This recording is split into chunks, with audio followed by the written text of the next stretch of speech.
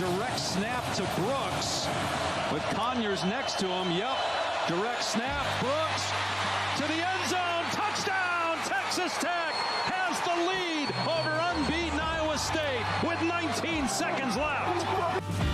This is 365 Sports, powered by Sikkim365.com. Jennings on the play fake, slides it upfield. Matthew Hickner off to the races. Hickner at the 30, full speed, and the big tight end goes 75. It's a Pony Express. 365 Sports is presented by IdealMRI.com. High-quality MRIs for $497 or less. IdealMRI.com. Your health is important, so is your budget. And it's Sanders ripping through the hole. One man might catch him. Touchdown! 52 yards. 365 Sports is also brought to you by Texas Farm Bureau Insurance, protecting Texans since 1952. Washington's patient, first down and then some. Inside the red zone, and he is into the end zone. 40 yards for Washington. 365 Sports is turbocharged by Unite Private Networks. Find out more at uniteprivatenetworks.com. Out of the pocket. He's going to run for it. Dives! Somersault into the end zone for a Louisville touchdown. Wow. Now here's David Smoak, Paul Catalina, and Craig Smoak. And here we go on this Tuesday afternoon. Hope you've had a really good day. Beautiful weather continues. It's unbelievable. Really, it is here, at least where we are in Central Texas. We have a ton of guests today. Shehan Jeyarajah will join us at 3:40 from CBS. Brett McMurphy with his own Action Network HQ. Ricky Thompson, Craig's off the radar. We have the Big 12 South Pod today. John McLean, SMU coach Rhett Lashley, and also Paul's Top 5. Thank you for joining us, 365 Sports. Craig Smoak to my right and Paul Catalina to my left, and you right there in front of us. Now, top 25 games this week. Let's get straight to it. Top 25 games. There's not many bangers. We showed a couple of them. And by the way, just in case you go, wait a minute, where's Kansas State? Where's BYU? Yesterday we showed the Big 12 schedule, and yesterday we showed those who are ranked. So here are the teams outside of the Big 12, with Ohio State on the road against Northwestern, Texas in that longtime rivalry. Steve Sarkisian had a great quote. I think he's used this before. He goes, I don't know what Darrell Royal did to Arkansas, but their fans absolutely hate us. They played, I think, in 19 or 20. Arkansas won pretty big, and Sarkisian said he'd never seen anything like it, the viciousness of the Hogs fans. Yeah, I think that one a couple weeks ago before Ole Miss took them apart, Arkansas was starting to play well, and Texas had just played Vanderbilt. I thought Arkansas could, and they might still, because of Taylon Green and some of the things on offense, give Texas a scare, but Ole Miss might have broken their defense. So yeah. I don't know if it'll be 63-31 or whatever it was a couple weeks ago when they played Ole Miss, but I think Texas will do well. But I do think that the fans will be fired up, and early on that game, they're going to get Arkansas's best shot, and they're going to be loaded for bear against the Horns. It's a great history. It's a great rivalry. It goes back to that incredible game. What was it, in 1969? The game that was in Arkansas, and Texas winning, I believe it was 15-14. James Street, the late James Street, was the quarterback. Texas won that national title, and the next year they split the national title with Nebraska. Clemson at Pittsburgh. Pittsburgh's now all of a sudden a little bit shaky. They are hosting Clemson. Then you see other games, including there's some of those gimme games that people have in the SEC late in the year. Not everybody, but some. LSU at Florida after Florida was just stomped by Texas. Missouri, South Carolina, both inside the top 25. They're playing. Oregon on the road against Wisconsin. Tennessee, Georgia. And then also teams that are off this week, Indiana, Ole Miss, Miami, and also Army. Any of those, Craig, in particular among the top 25 that catch your attention more than others? Yeah, I mean, Tennessee, Georgia, top 7 matchup there between the Vols and the Bulldogs out in Athens. Tennessee feeling like they're right there in the playoff mix, but 2 losses, it makes it a little bit more dicey. And obviously Georgia can't afford to lose another game or else they're probably out with 3 losses. And you've got to start looking with 3 weeks to go at the SEC championship standings. And so Georgia desperately needs to win this game or they're going to kind of be spoiled as far as 2024 goes. But that one definitely jumps out. I think Boise, just tracking them. San Jose State's a bowl team.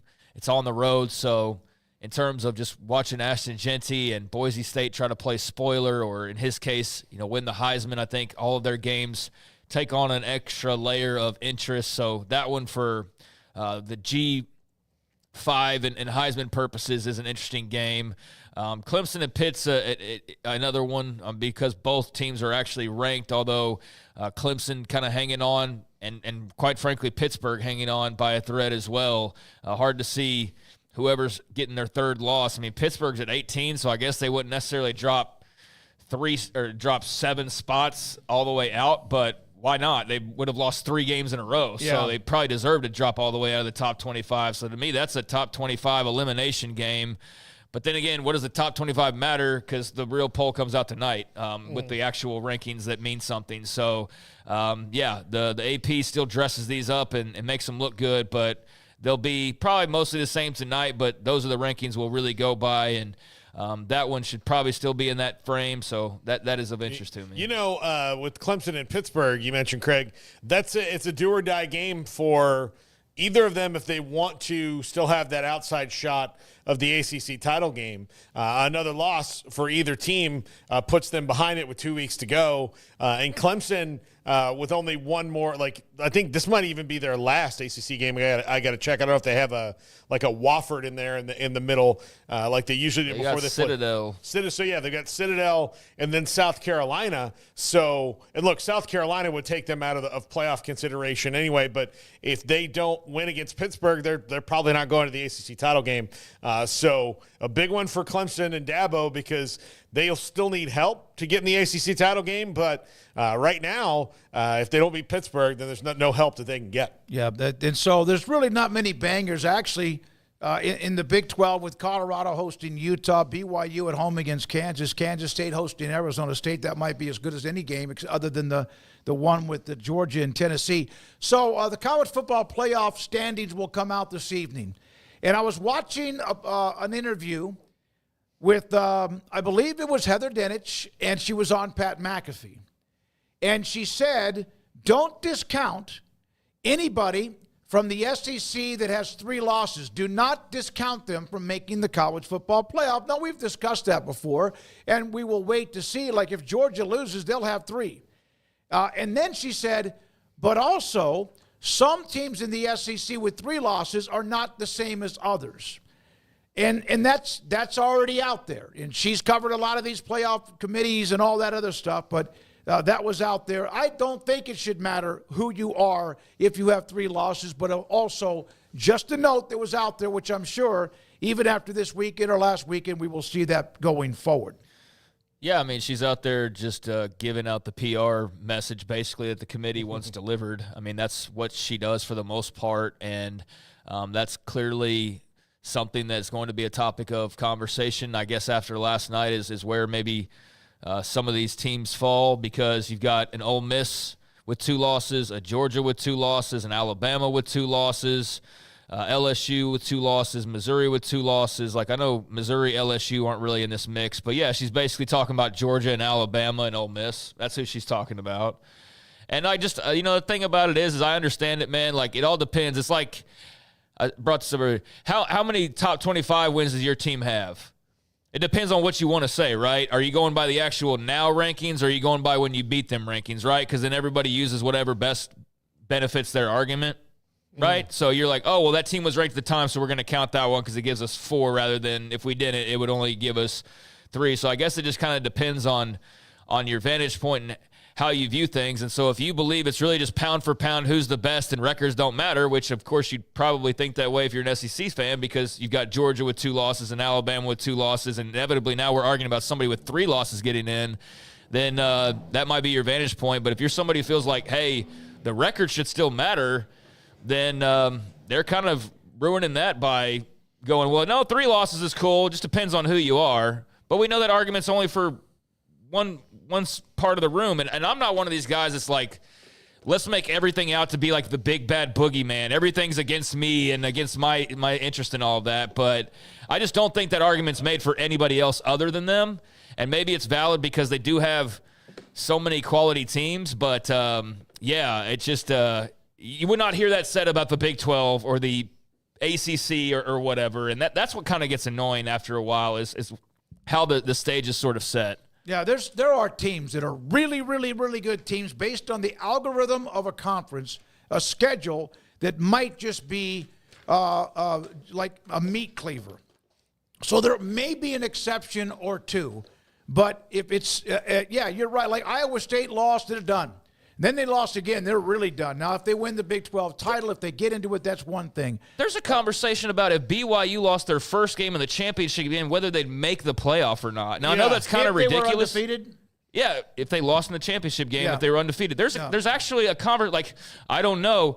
You don't know if they'd get in losing their only – and I'm a guy who's like, let's get through it because they nearly lost last week, because it was what I was kind of trying to tell BYU fans who were all like, oh, my God, I can't believe it. It's like, hey, how about you just keep winning – and not worry about having a buffer. And that's probably the advice they should keep taking, because I think this weekend's another game that you can't just, look past. But, yeah, I mean, there's that actual conversation. Like, they've already ruled out 2 Big 12 teams unless, like, a particular scenario happens where BYU loses only to Colorado. But even then, it's like, well, I don't know. And BYU can't lose before then. It's such a double standard, and that's where I say it's your vantage point. Are you going eye test?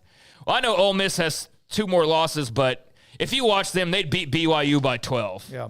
Or are you going by like what they've actually accomplished? And I think it's just nobody goes by the same playbook. They go by what's best for their narrative, and it makes it all very confusing rather than just like we all go by the same metric, There are factors that go into these things, and that's why I think that there needs to be like a couple of several computer metrics that they create an average from, and then you can get to the eyeball test that prevents you from having the Alabama versus LSU again that even got us to the playoff in the first place. I mentioned earlier on Triple Option, the SEC forgets that the reason that we have this in the first place is that their dominance of the conversation and all of that weighted all this stuff produced the most boring national championship that could have been created, and didn't solve a lot of the problems about it. So, but they don't want that part of their history known. There's all these things that come into it because you have human beings on the committee with agendas and historical perspectives and all that. You don't need a historical perspective. You need a what's happened from August 24th until December 6th. Those are the things that matter, and balance it out, and don't say, well, Ole Miss beat this team and this team, and Iowa State lost to this team and this team. Okay, well, the losses, compare the wins. Don't do it by the history of it, do it by the now. Yeah, and the part about, you mean to tell me that they would win 3 games in the SEC, or you mean to tell me that Georgia and Alabama wouldn't beat them? That's really not how we're supposed to do it. No, and and that's the thing is, honestly, I'm not trying to give power to Travis in his jorts on Twitter that's saying that, because that's sometimes who it is. It's not like it's anybody that actually has a say in it. And I don't like also kind of talking about this for some reason, because it always comes across as like it's anti-SEC. And that's not really my intent. It's not their fault the voters vote them the way that they do. No, it's not. It's not their fault the TV networks love them. They've earned that, if anything else. So I'm not trying to be anti-SEC. It's just that you already see the narrative being built of like, well, their 3 losses aren't the same as this team's 1 loss. And it's like, what the are you talking about? Like, at some point, winning and losing has to matter, but that's when all of a sudden the eye test comes into play. Yeah. It's like, oh, well, Ole Miss would lose. Ole Miss would dust BYU by 14. It's like, do you know that? Like, do we really know that? No, we don't.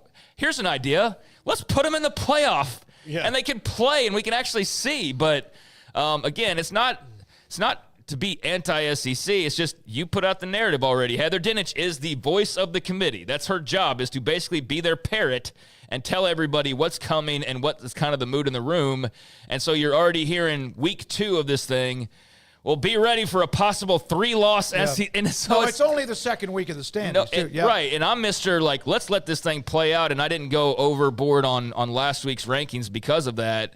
But I just don't like how that's already being set up because I think that's not something that gets applied across the board. By the way, I sent a text to a couple of different people that cover Utah yesterday. Kyle Whittingham had his press conference, and obviously yesterday – the weekend before was all the mess of Utah, BYU, as far as the drama, the questioning of the integrity, professionalism by their AD. And I'm fans too, Mark Harlan. This is the response I got. Sorry, it's been a busy day. I think this is about Mark Harlan and just the overall mood in Salt Lake City. I think there's been tons of frustration, obviously. There's a good subset of fans that want Harlan gone for this. Now, I texted back about for this as in him storming the field and getting into the face of officials or what, which I would think that's what that is. But there's a note from somebody that covers Utah pretty heavily about where they were, at least from yesterday evening. He's worn out. Basically, you could tell he was worn out. Covering a game, next thing you know, there's 4 other sidebar stories. Yeah, I mean, the Mark Harlan talking to the official after the game, which the first time I saw that clip, I didn't even realize that was him. Well, he had a beanie on. Yeah, Utah Utes. Yep. I didn't even realize that was him initially, and then after the fact, I'm like, oh gosh, that on top of everything else and everything else that would follow, even beyond that. I mean, I said it yesterday, guys. I said this is like an untenable type of like partnership that's going on right now, and something's got to give to cool the heat off a little bit. And so there's a couple of options. Utah, go join the Pac-12. I don't think you're really wanting to do that necessarily. Now, a segment of fans are like, I'd do it in 5 seconds. I've seen the tweet. Guy would rather play Oregon State and, everybody else that's now joined the fray and Wazoo than play the Big 12 teams. Like, you can find everybody who has a certain side of the argument, on social media. So there's Utah fans that would take that gladly. I don't know if they'd like the checks that come with that, though. So there are reasons why that's why they left. There's reasons why you joined the Big 12 to begin with. It had nothing to do with playing people closer to you or the fun trips that you take. But I understand that you're also not worried about money as a Utah fan. You just want to enjoy, playing teams closer or whatever. So there's a valid reason to want all of that. But in terms of the situation on Saturday night, my whole feeling coming out of it was like something has to give here, man. Either you guys are going to kind of change the attitude and the perception of sort of how you've entered the Big 12, or you're going to have to force that change. And I mentioned it. Is that with Mark Harlan eventually being gone as AD? Well, is that Kyle Whittingham finally retiring? Is that both happening at the same time? That's how I felt, and that's how I still feel like that might be what it takes to kind of change that narrative around them in the conference. And I don't think being in the good graces of the conference is like their ultimate number one, priority on the to-do list. But I don't think this is a fun thing to do the next few years, is be the toxic outsider that just bitches about every little thing and everybody hates. Texas could do that because Texas was big enough that they just kind of bounced off them like wearing a bulletproof vest. Same thing with Oklahoma. They just go out and win the Big 12 every year, and you couldn't really say anything about it. Utah doesn't have anything to stand on. Nobody cares that you almost won a couple of Rose Bowls or that you won the Pac-12 a couple of times. Like, K-State doesn't give a damn about that. Baylor doesn't care. Even the teams that haven't won the Big 12 don't really care that much about you doing that. The teams that just left had a combined 11 national titles and like 10 Heisman. That's having some oomph behind you where you can throw your weight around a little bit. Buddy, you walk in the room, you are eye to eye with everybody. If not looking up a little bit, you just can't admit it because of pride. So something has to give there, and if it was a change in leadership, that would not surprise me at all. One, they didn't want to leave the conference. I commend them for that. They did not want the Pac-12 to dissolve, and they had success. Really a lot of success in that conference. I get that. They were quoted, various presidents and ADs and whoever else quoted during that what seemed like agonizing 12 to 18 months about what was going to happen. They have won big games. They had done really well in the Pac-12. But in the end, they left. They left because there was nothing left. They left because there was no money. So they can bitch and moan about the Big 12 if they want.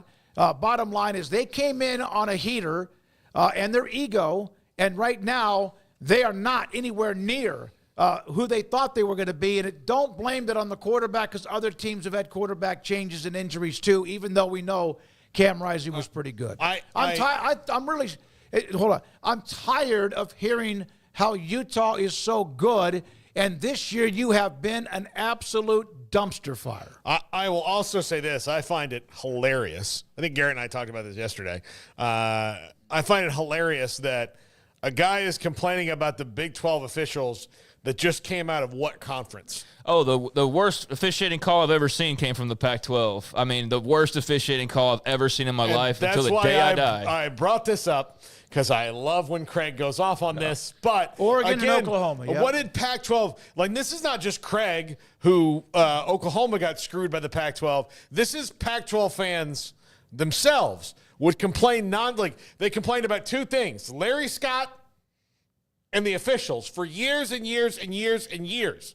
So then you're not even through your first full season in the Big 12, and you're mad that you forget about how chaotic the Pac-12 officiating was? Come on. That was as much the After Dark thing was their tagline was the Pac-12 officials. That was the other kind of like little thing, their little label was Pac-12 officiating. We all like just laughed and pointed and knew what goofy business it all was. But I also want to say, like, as much as people are reveling in Utah's pain, I don't like my whole thing here is I don't want them to be that team. Like, I do think they're playing a good villain right now, but the villain is only that good when they actually fight back a little bit. So, like, Darth Vader, if he just got his ass kicked all the time, like, would he be that big and scary or that menacing that you go up against? You're like, oh, man, we got to go up against this guy. Like, going up against Utah now, it's like the same thing as going up against anybody. It doesn't mean anything. But if they could return to their success and be that team, that's great. The Big 12 needs them to be the Utah of the Pac-12 and the Utah of the independents, the non-Power 5 before. They need that. People should want that. It's just the way they entered was so loud and obnoxious that people are reveling in the fact that they're not that. But I hope they do get back to that because I'm not rooting for their failure. I'm not like Mr. Choose a side. You're either BYU or Utah. Like I'm just looking at both sides going, I want you both to be great. And the Holy War was awesome. Congratulations. That ending was weird, but congrats to the winner. So I hope they get their ducks in a row. I just don't know how Mark Harlan is particularly going to kind of change the narrative around his leadership and this league because it's just been so toxic, and Saturday was just the cherry on top of that. So I don't know how you reverse that narrative if you're Utah. I think that the fine and the reprimand should not even be about the press conference. I think it should be how he acted as the game was winding down. That could have been fair, yeah. Yeah, that was a little bit too much into somebody's space. And I get, man, I have anger management. I understand that, but I don't sometimes. But I'm just telling you, I thought that was the part that was the worst. Also, I want to go back to what you said. I want to clarify because somebody in the chat said, let's see here, Craig, Texas and Oklahoma didn't win the Big 12 every year. Check the records. Yes, okay, won it a lot, but not every year. I don't think – did you say that? No, I didn't say anything. You said 11 national titles and a bunch of Heisman Trophy winners. The old barn cat, go K-State. It's one thing to help clarify something. It's another thing when you quote somebody or misquote somebody. Be careful with that because I heard what he said. He was not talking about Texas and Oklahoma winning it every year. We know that. He was mainly talking about OU winning 11 of the Big 12 titles and one time 6 in a row. I'm talking about they could actually throw their weight around because they had multiple national championships and multiple Heisman winners. I didn't say anything about conference championships, I don't think at least, and that wasn't my overall point. They had reason to act the way that they did. Utah has no reason to act the way that they have acted in some cases because they appeared in a couple of Rose Bowls and won the Pac-12 a couple times. That was my point. If you had won 5 national titles and you had 3 Heisman Trophy winners, then walk in the league and say, like, nobody can match this. We're the best. And you know what? You'd have a reason to believe that. But you're not walking in with any of those things. So because you've been relatively successful for a long time, that's not impressing Kansas State. That's not impressing Baylor. It's not impressing TCU. And for no reason should they feel like they're inferior in any way. So that whole attitude walking in was perplexing to begin with. Well, the Utes beat Baylor 2 years in a row. So but I get what you're saying. I know exactly what you're saying. They are having a miserable year. Would you? Did I ask this yesterday? Who's had a more miserable year, Yes. Utah or Oklahoma State? It's the same thing. Yeah, It doesn't really. I think they're both the same. Okay, let's get on with a couple of other notes. That's actually like, which kind of hepatitis would you rather have? Right, yeah. A or B? And you're like, I don't I've want never hepatitis. had. Which one's worse? I don't know. I have no idea. Like, The either way, NCAA. you've got hepatitis. Yeah, the NCAA investigating Central Michigan head coach Jim McElvain in the Connor Stallions sideline presence. This is an investigation apart from what the NCAA inquiry into Michigan and also the sign-stealing scandal. Remember, there was a picture of him on the sideline. It kind of was a part of everything else that was going on during that time. Now, also, there is a report, and I don't know this for sure, and I tried to look it up, that even McElvain has already said that he may be leaving at the end of the year. But this is, I'm kind of over Connor Stallions. I didn't watch the documentary or whatever that was, but I'm kind of over him, and here we are with him popping up because of the sideline presence. And now, a year later, the NCAA is going to look into it. That's one of their problems. A year later, why don't you wait 2 or 3 more years? But here we go with this. Yeah, I mean, they do need to look into it. And I just find this intriguing because there was no way in the way that Central Michigan responded last year that Jim McElwain was not involved in that. And there's got to be some kind of way.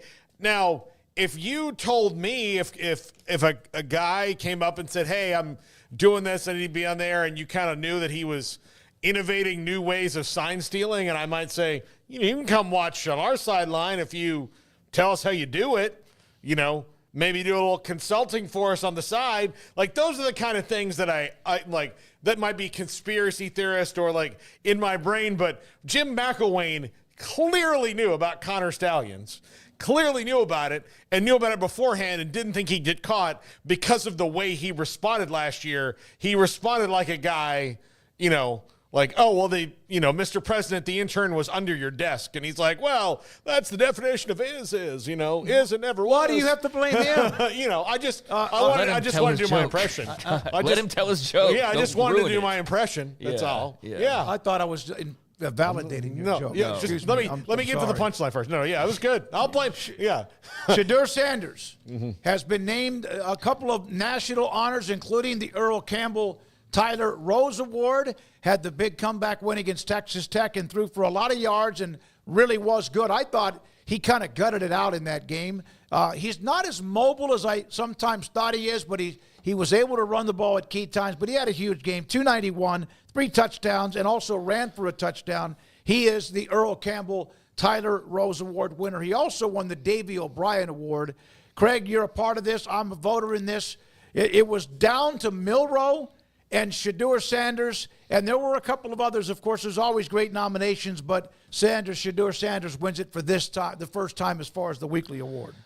Yeah, and I don't really get it. I'll be honest with you. Why was he selected over Milroe? And for you, at least, was it because LSU just gives up quarterback runs, so it's not appreciated as much? No. We have had Kirk Bowles, who now is at the Houston Chronicle, was working for the Austin American-Statesman, is one of the lead guys among the voters of the board, and he has asked before about who has also already been honored. That doesn't mean you can't be honored 2 or 3 times, but he has used that in the past. He actually voted initially for Quinn Ewers, who threw 5 touchdowns and they dominated Florida, but then he said, but I can handle Milroe too. But I went with Shadur Sanders, who has not won it, has had a big game. He's had bigger games, but I just felt like because of what they did, who they beat, and how they beat them on the road, to me, even though Alabama was on the road, I took Shadur in this particular. I'm not the only voter, by the way.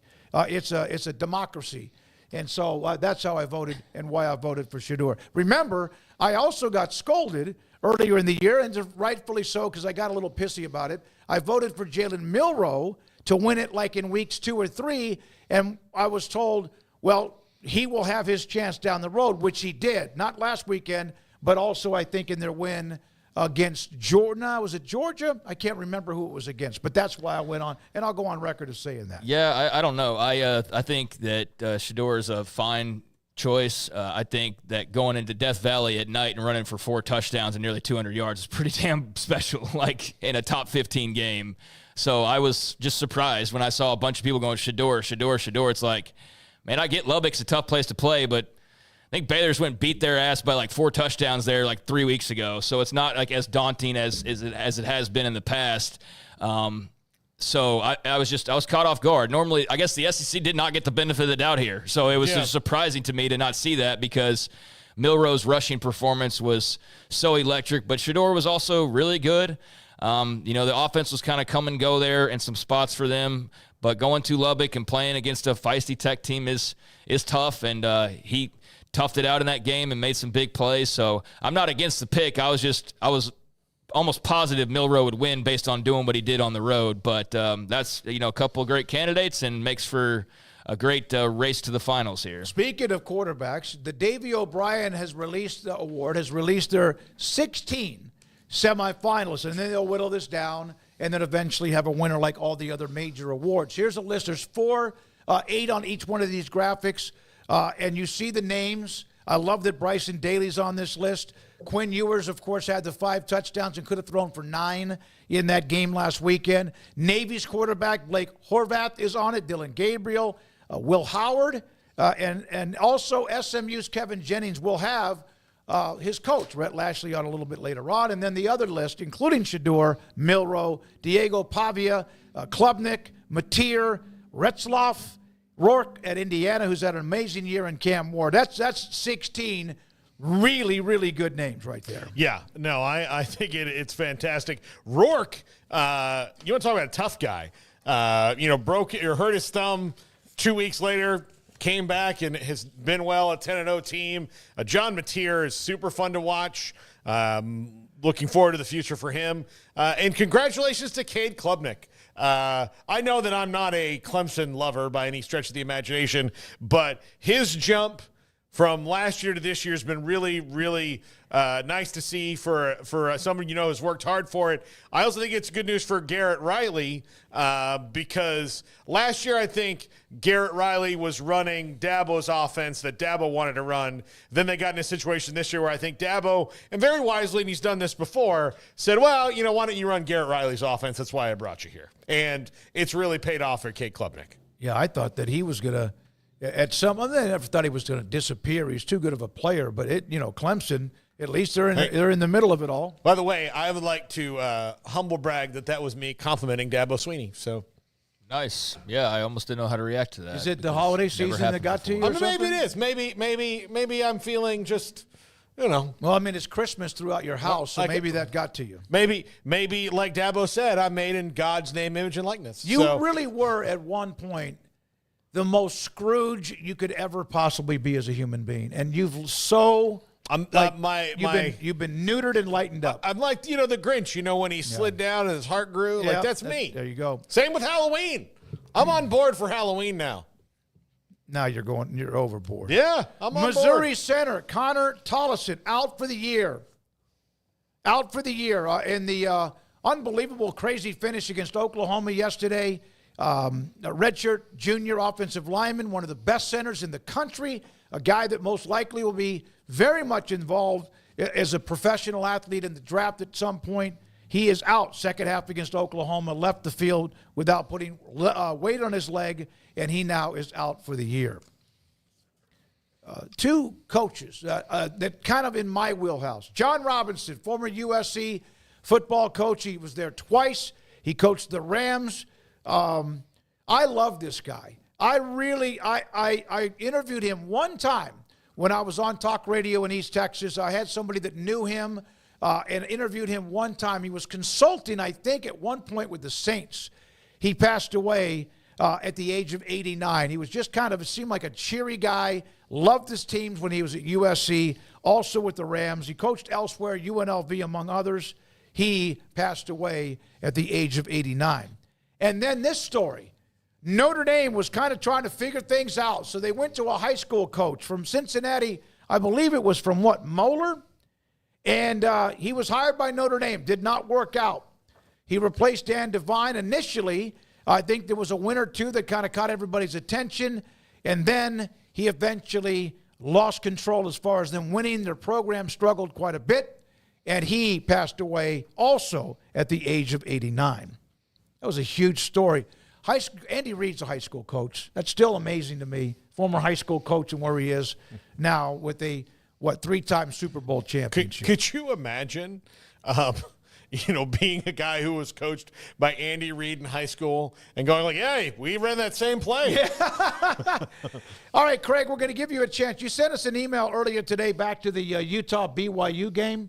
Sent an early in the morning email about you saw an angle of that play that may have given you a different perspective on that specific play. It wasn't early in the morning. It was late at night. What are y'all talking about?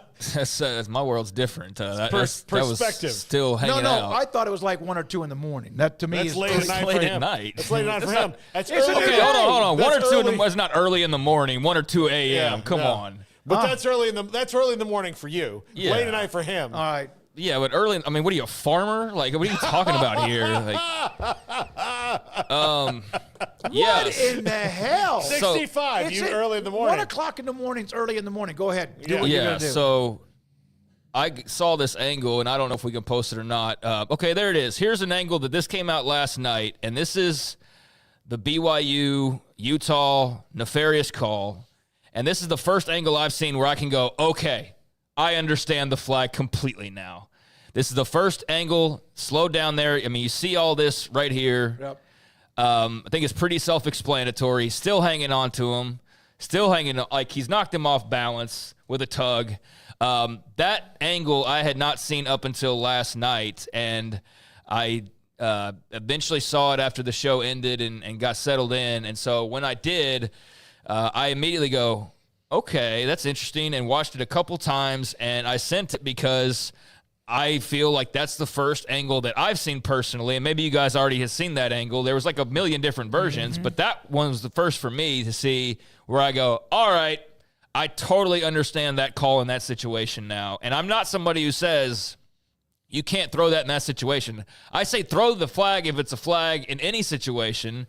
Now, you may lighten it up just a tad bit late in a game like that, not to do, well, basically what you did. But I feel like the flag is way more justified having seen that angle than the other angles. And certainly in real time, like that seemed like the biggest crock in the world in the moment without any replays.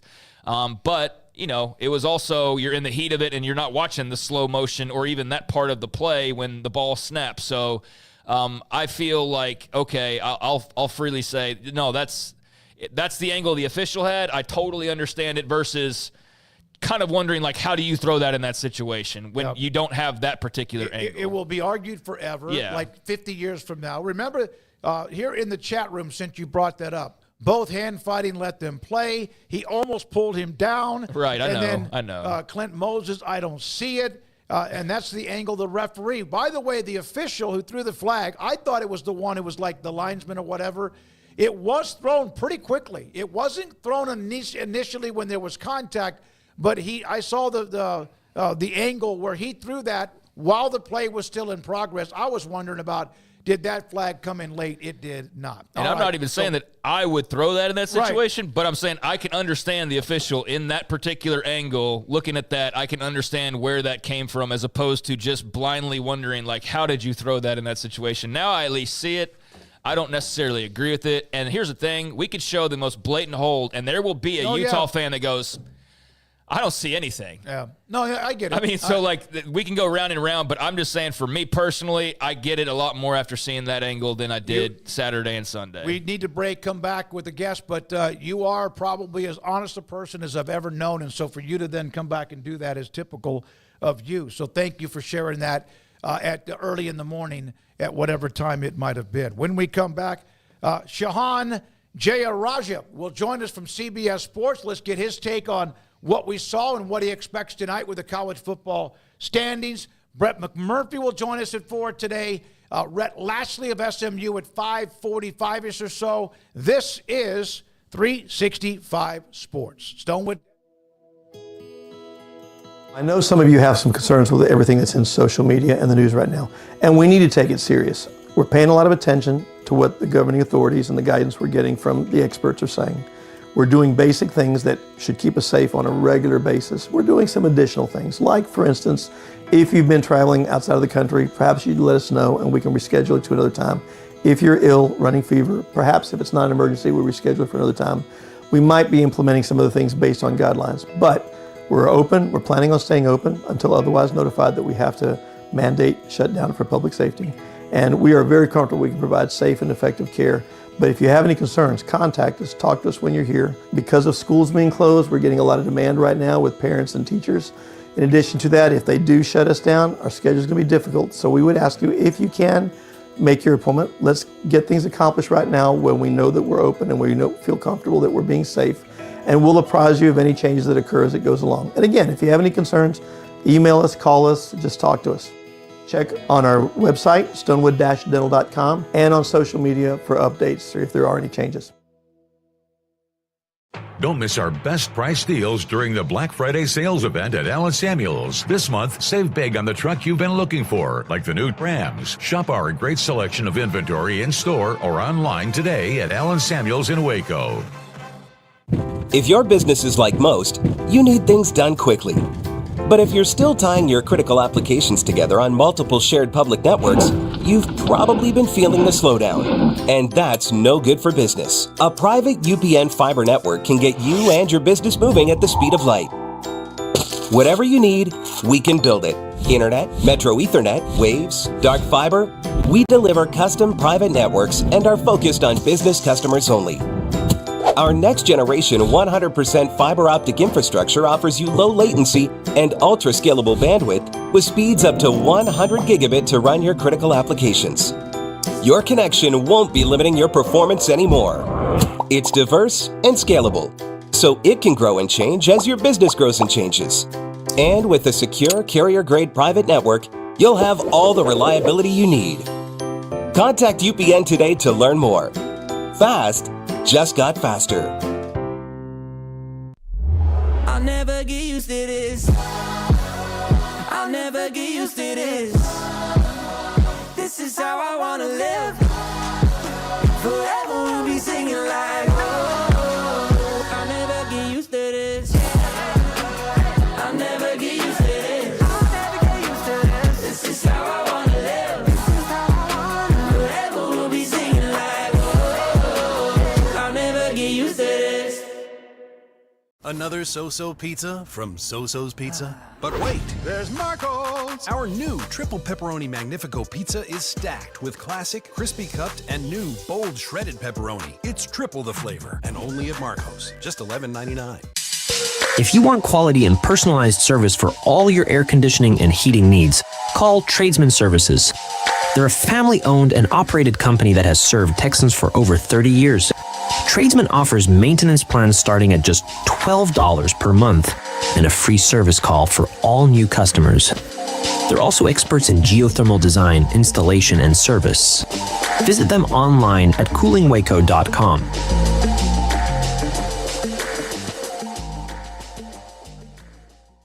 There are hundreds of things that can affect our sleep, but what's affecting yours? Sleep Doctor's home sleep test brings the precision of a sleep lab into the comfort of home to help you get answers and unlock a lifetime of great sleep. Start now at sleepdoctor.com/TV. This is 365 Sports. The 3 o'clock hour is sponsored by Waco Custom Marketplace. Meats, sweets, Texas treats, and a cut above the rest. 425 Lake Air Drive, Waco. Shehan Jeyarajah joins us, CBS Sports, was on with us last week, and I said, hey, could you come back while we have the last few weeks of the regular season up until the playoffs and into that as well? And he joins us on 365 Sports. Good to see you again, young man. What has been your take on the BYU-Utah? We knew it was heated, but overall, Mark Harlan and what he said, what he did, and what was then done afterwards. Well, I think that this was obviously always going to be a big game. We certainly expected coming into the season that it would be a Utah direction big game. Instead, it ended up being BYU. And I think for that reason, tensions were high. In so many ways, I think that Utah expected to be having the season that BYU is actually having. And I think that when you look at Kyle Whittingham, and look, they've named a head coach in waiting. it wouldn't be a huge shock to me if this was the last one of these that Kyle Whittingham coached. They had an opportunity to really come away with at least a successful game and potentially, come away feeling good about something from the season. So I think that's why it was so emotional for Utah, just because, again, they were not prepared necessarily for this moment. And look, I mean, for Mark Harlan, I think it was a silly thing to do. I personally am somebody who always hates coming out and calling out the refs and essentially claiming that something was stolen or biased or rigged or anything like that, because I just think that shows a lack of understanding of how officiating works in college athletics. But it does make sense to me why he felt like, you know what, I at least have to come out and say something. Yeah, it's just so I have this theory that if somebody had just gotten to him, they would have said, like, hey, before you go in there and do this, here's a picture of it so you can see what's going on. But I think he probably was walking through an echo chamber, and when he was like, I'm going to go say something, they're like, damn right, yes, you are. Well, and, we're in this moment right now in college football. Obviously, a couple weeks ago in the Texas-Georgia game, we get the trash thrown on the field. Now that's become a consistent thing. Now with Utah, we get the athletic director coming out and calling out the officials. It seems like we're in a little bit of a crazy anti-official world. And look, I get it, right? Like, nobody likes losing games. These games are getting bigger than ever, especially with the expanded college football playoff. But this just isn't the way that you can treat people. This just isn't the way that you can treat officials. And like you said, I understand the frustration of that call being made on 4th and 10 with the game on the line, but it was also a penalty. Like they also committed a penalty on that play. And again, you can complain about the officials. You can say, I disagreed with the call, but I think to try and kind of go out and essentially attack their integrity in that moment, it's beneath an athletic director of the University of Utah. Shehan, when it comes to BYU, what are you expecting tonight? Anything substantial in terms of movement? And how do you think BYU should sort of approach, if you're coming from that side of the fence, how should they approach maybe what they see tonight? Well, I do think that it's more likely than not that they don't move very much. They had two teams ahead of them lose, number 3 Georgia and number 4 Miami. But they also have a team in number 11 Alabama, who I think is pretty likely to jump up ahead of them. They also have other teams in front of them that I don't think necessarily gave them a reason to move down. So I think that if they were to move up to, let's say, 7, I'd feel pretty good about that. I mean, the reality is you start to look at the resumes of everybody, and there are very few who can compete, I would argue, with BYU as a team with 2 top 20 victories at this point, still undefeated, but they haven't been treated like that the entire time by the College Football Playoff Committee. So I think that they're going to be in that middle tier. And if you're BYU, the other thing that I'd say to keep an eye on, well, 2 things I'd say to keep an eye on. One, where is Georgia in this? Because Georgia just lost their second game. It was a 28-10 loss against Ole Miss. It wasn't really all that close. So where is Georgia in relation to you? And the other piece is, where is Miami in relation to you? If you can be ahead of both of those teams, I think you should at least take a little bit of a deep breath heading into the home stretch. Yeah, that's going to be interesting. And I brought this up in the first segment. I saw a couple of segments with Heather Dinich with Pat McAfee, and she was already positioning a 3-loss SEC team, although 3-loss SEC teams aren't like each other, but there's already that. And Georgia could have a 3-loss at the end of this weekend. Alabama could have, a 3-loss at the end of the weekend. You're smart enough to know, are they doing that proactively, or do they actually really mean that? Well, I don't think that a 3-loss team is getting in this year, just frankly. And there might be years in the future where a 3-loss SEC team gets in, but the reality is it's not just outside of the SEC. Look in the SEC. There are too many teams right now that have 2 losses that would be there at the end of the year. And more likely than not, there's going to be, potentially a 1-loss team, maybe in Texas or Tennessee, but then maybe 6 or 7 2-loss teams. I don't think that a 3-loss team has any chance against some of the 2-loss teams that are going to be in the SEC. I look at a team like Missouri right now, who is not in the playoff conversation. Well, they'd still be a 10-2 team, potentially going against a 9-3 team. I look at a team like Texas A&M. I look at, there are so many that have a chance to get into that conversation, even just from the SEC. And that doesn't open the door, for example, to a team like a one-loss BYU if they were to lose. That doesn't open the floor to some of the teams in the Big Ten, right? Indiana's going to be there. I think that they're close to becoming a lock with all of the SEC teams that have lost. So I don't think that a 3-loss team has any chance at this point. But I'm also the guy who thought that Florida State would be in the field over Alabama. So you can never count anything out. Yeah, there's that. Listen, man, you gotta bring it up. I mean, golly, it's like every time I think the beehive is out of bees to sting me, there's just another one that comes. You wrote the column on the tiebreakers this week, Shehan, and which one are you rooting for the most? Like, which chaos would bring you the most satisfaction? Well, I do think that the Big 12 one, if Colorado had lost, would have been pretty funny. But, of course, Colorado wins, so I think that they're in pretty good position. The real good one, though, is the potential 8-way tie for first place in the SEC. That's the one that I'm keeping the closest eye on.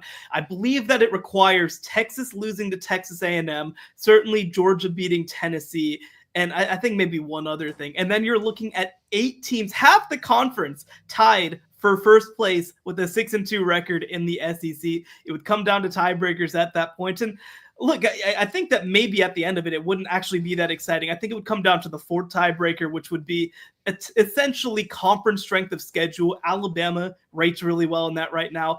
The other team looks like it could be LSU, which would have a 3rd loss. So like a team that essentially is already eliminated from the college football playoff for all intents and purposes. But that would be the funniest one to me, is the idea not only of 8 teams being tied for first place. Also, when you look at a team like Texas, that's probably the top ranked team in the SEC, and they would not be playing for the conference championship. Shehan, I think you kind of already addressed this when talking about the number of teams with a couple losses and all that. Is there any scenario the Big 12 gets 2 teams in? Yeah, I think we're going to learn a little bit about that tonight whenever we figure out where BYU lands. If they land in the 6 range, I think that there's a case. If they're still in the 7, 8, 9 range, I think probably not. I tend to lean towards it being probably not just from the perspective of BYU, but you look at the other contenders from the Big 12. I thought that Iowa State was a team that had a chance to jump up a little bit and maybe give themselves a case. Well, after a 2nd loss, I think that's completely off the table. Colorado is a 2-loss team, but again, they're probably going to be around 19 or 20 tonight. That's just a long way to jump all the way up to make it as an at-large, and you'd be picking up a 3rd loss in this scenario. So I do think that it's really tough to imagine the Big 12 getting a 2nd team in.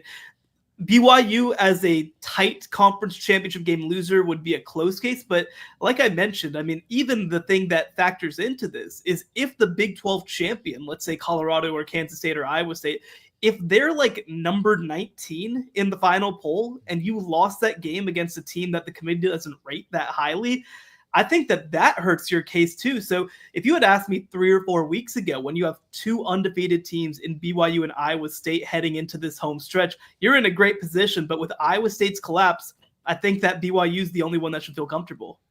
Shehan, with what Colorado's doing, and we all had an opinion about that game last week, to go into Lubbock and do what they did. And I was as impressed with the dudes that made plays on defense as I was the glitz and glamour and the stars, because they've got those, we know. I was very impressed with where they are now, and we've seen them do this compared to where they were in Lincoln back in early September.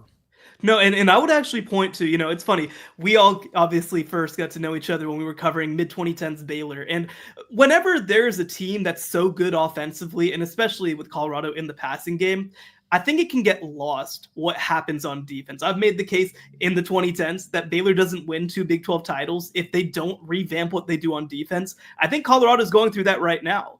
And when you look at Colorado, they are really, really good at stopping the run. Against Taj Brooks, one of the best running backs in the country for Texas Tech, they shut him down for the most part. He finished with a lot of yards, but it took 25, 30 attempts for him to get there. And then that just lets your offense cook a little bit. You have opportunities to create opportunities in the passing game and to go downfield. And I think that that's been the biggest difference as the season has gone along, is that I think Colorado has been able to find something it can lean on defensively, and that's stopping the run. Now, Look, I mean, they still have some issues, but the reality is, like, this is becoming a pretty complete football team, which was something that I don't think many of us anticipated when the season started. And as it sits right now, Colorado would be going to the Big 12 championship game if they win out. And I think that Colorado-BYU has a chance to be a pretty exciting game. What are your thoughts on if Texas does lose to A&M? Have you seen enough from A&M to think that they are a worthy playoff team, or do you think that would be – I mean, obviously they might earn their way in, but what do you think about their long-term future should they get in? Yeah, it's a good question. And the thing with Texas A&M is that they have things that they do well and they have things that they do poorly, and they're pretty well defined. They are elite at countering the run with their front. They are really good at running the ball with their quarterback. The issue for them that I have is that I think offensively, they're struggling to figure out things that they can do consistently. And after losing their top running back, Le'Veon Moss, I think it's only going to get a little bit more difficult heading into a potential college football playoff. Now, when you have a defense as good as Texas A&M, I think that it gives you a chance in almost any matchup that you're a part of. And that includes, of course, going and playing that game against Texas. But the question for them is going to be, can they generate enough offense? They've already made a quarterback change to move to a running quarterback, of course, in Marcel Reed over Connor Wegman. But that's my big issue is I don't know against some of these better teams in the country, will you be able to score enough points? Hey, man, we appreciate it. Look forward to it. You got a game you're covering this weekend, or are you going to monitor from where you are? I'll be running our live blog for Georgia, Tennessee over at CBSSports.com, but otherwise I'll be right here in my home office. So looking forward to this weekend. Thank you, buddy. Appreciate your time. That is Shehan Jeyarajah, CBS Sports, with us now, joining us at 3:40 based on the Tuesday schedule we have. Just around the corner, a national columnist to another one. Rhett McMurphy from Action HQ. Action Network HQ. He's next. This is 365 Sports. Baylor alumni engagement. Doug First and Paul Thorpe do a great job of making sure that if you're a Baylor alum and you need some help promoting a tailgate or watch party, they're going to help you out, whether it's on the road or perhaps even when they're home. If you just want to get in touch with alums to let them know, for example, let me pick out a city, Kansas City. Let's say you're having a watch party there. Not just football, but also basketball. They can help you promote that and make sure that enough people see it that are in the area that want to be, who are from Kansas City or anywhere close, to go wherever you might be, whether it's a watch party at a hotel lobby that has a big area like a sports bar or whatever, or a restaurant where you have your own separate party, wherever that might be. Doug First, known him for a long, long time, former coach, and does a great job with Baylor alumni fan engagement. Paul Thorpe, hell of a golfer, by the way, and also what he does. For more information, go to Facebook to Baylor Alumni Fan Engagement to help promote what you have or learn what they have at Baylor Fan Engagement. Score big savings at the Kick Off the Savings event at Richard Carr Buick. A 2024 Car and Driver Magazine Editor's Choice, the all-new Buick Envista starts at only $23,990. Or make the winning drive in a 2024 Buick Encore GX SUV and save $4,000 for non-GM car owners. Or save $1,000 on 2024 Buick Envisions in stock. Qualified buyers get 0.9% financing and no payments for 90 days. Score your deal at the Kick Off the Savings event going on now at Richard Carr Buick. At Richard Carr, we give you more.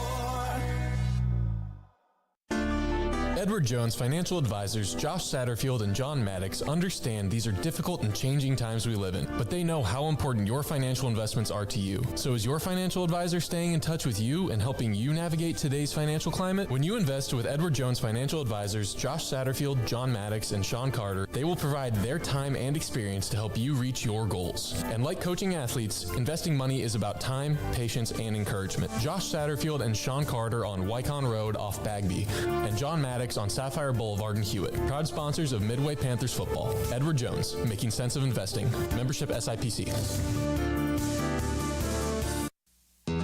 El Conquistador Restaurants are a very proud sponsor of the Midway Panthers, have been owned and operated by the Gonzalez family since 1969. El Conquistador is recognized annually as a local favorite with their fast and friendly service. Dine in or order takeout and enjoy your favorite Tex-Mex items as well as several traditional menu items. Catering is also available with 3 locations to serve you: Waco, Belmead, and Hillsboro. The Gonzalez family thanks you in Waco and the surrounding area for your continued support of 55 years in business. Go Panthers!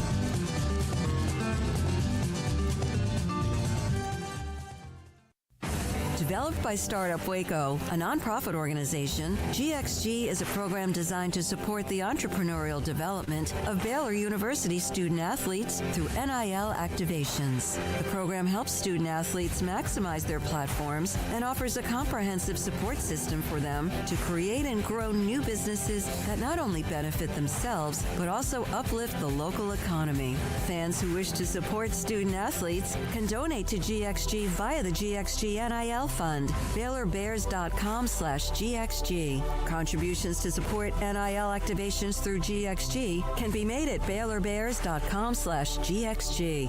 For more information, follow @GXG_GreenXGold on social media and visit the official website www.gxg.startupwaco.com. GXG, empowering student-athlete entrepreneurship and uplifting the local economy through NIL activations. Parenting is full of surprises. You never know what to expect. So after our son was born, I called my Texas Farm Bureau insurance agent to set up a life insurance policy in case something happened to me. Sawyer is now 2. And we'll soon have a sister. There's no one else I would trust with protecting my family. Stop by and see our agents at one of our 3 McLean County locations. Coverage and discounts are subject to qualifications and policy terms and may vary by situation.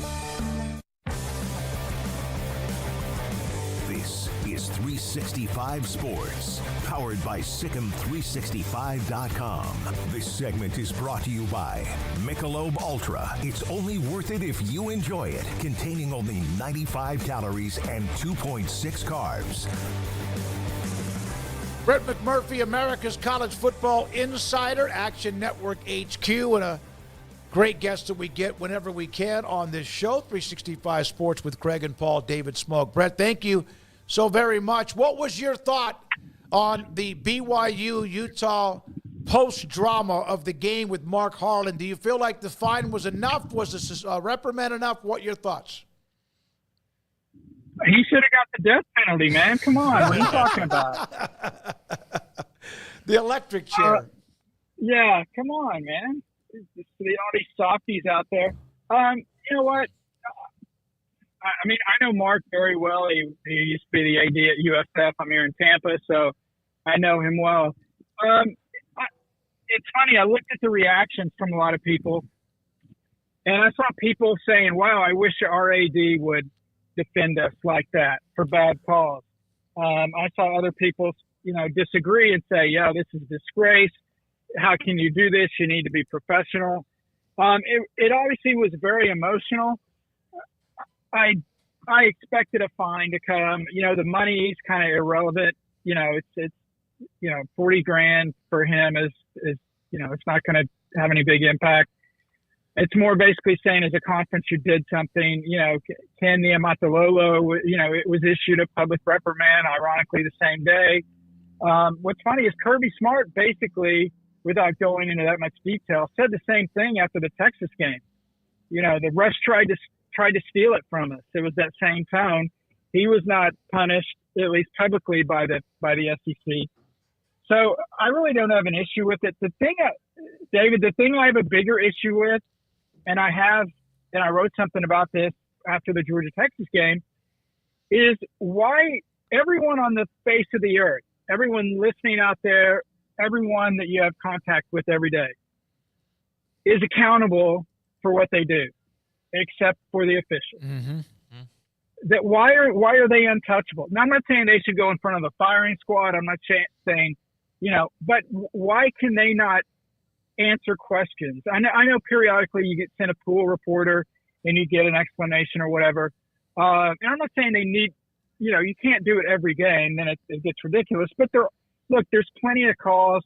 People see with the technology we have now, you can see a lot of things more clearly than, several years ago. So now we're just seeing a lot more things that we never saw before that brings into question all these things. And again, you're never going to convince the people that believe in conspiracy theories that Miami is not getting every call in the ACC, that BYU is not getting every call in the Big 12. The teams that help the league are going to always supposedly get those calls. So it's a no-win situation. I did notice that I don't know if you knew this, the officials that did the Texas-Georgia game, they did not work the week after that. And then the week after that, the game they did, I can't remember it off the top of my head, but it was like the worst game. I think it was Oklahoma-Maine. So they were punished, although not publicly. You had to dig deep, and the SEC didn't announce that by any means. But so I guess there was some repercussions there. Maybe make that stuff public. I don't know. It's, that happens to officials with the basketball.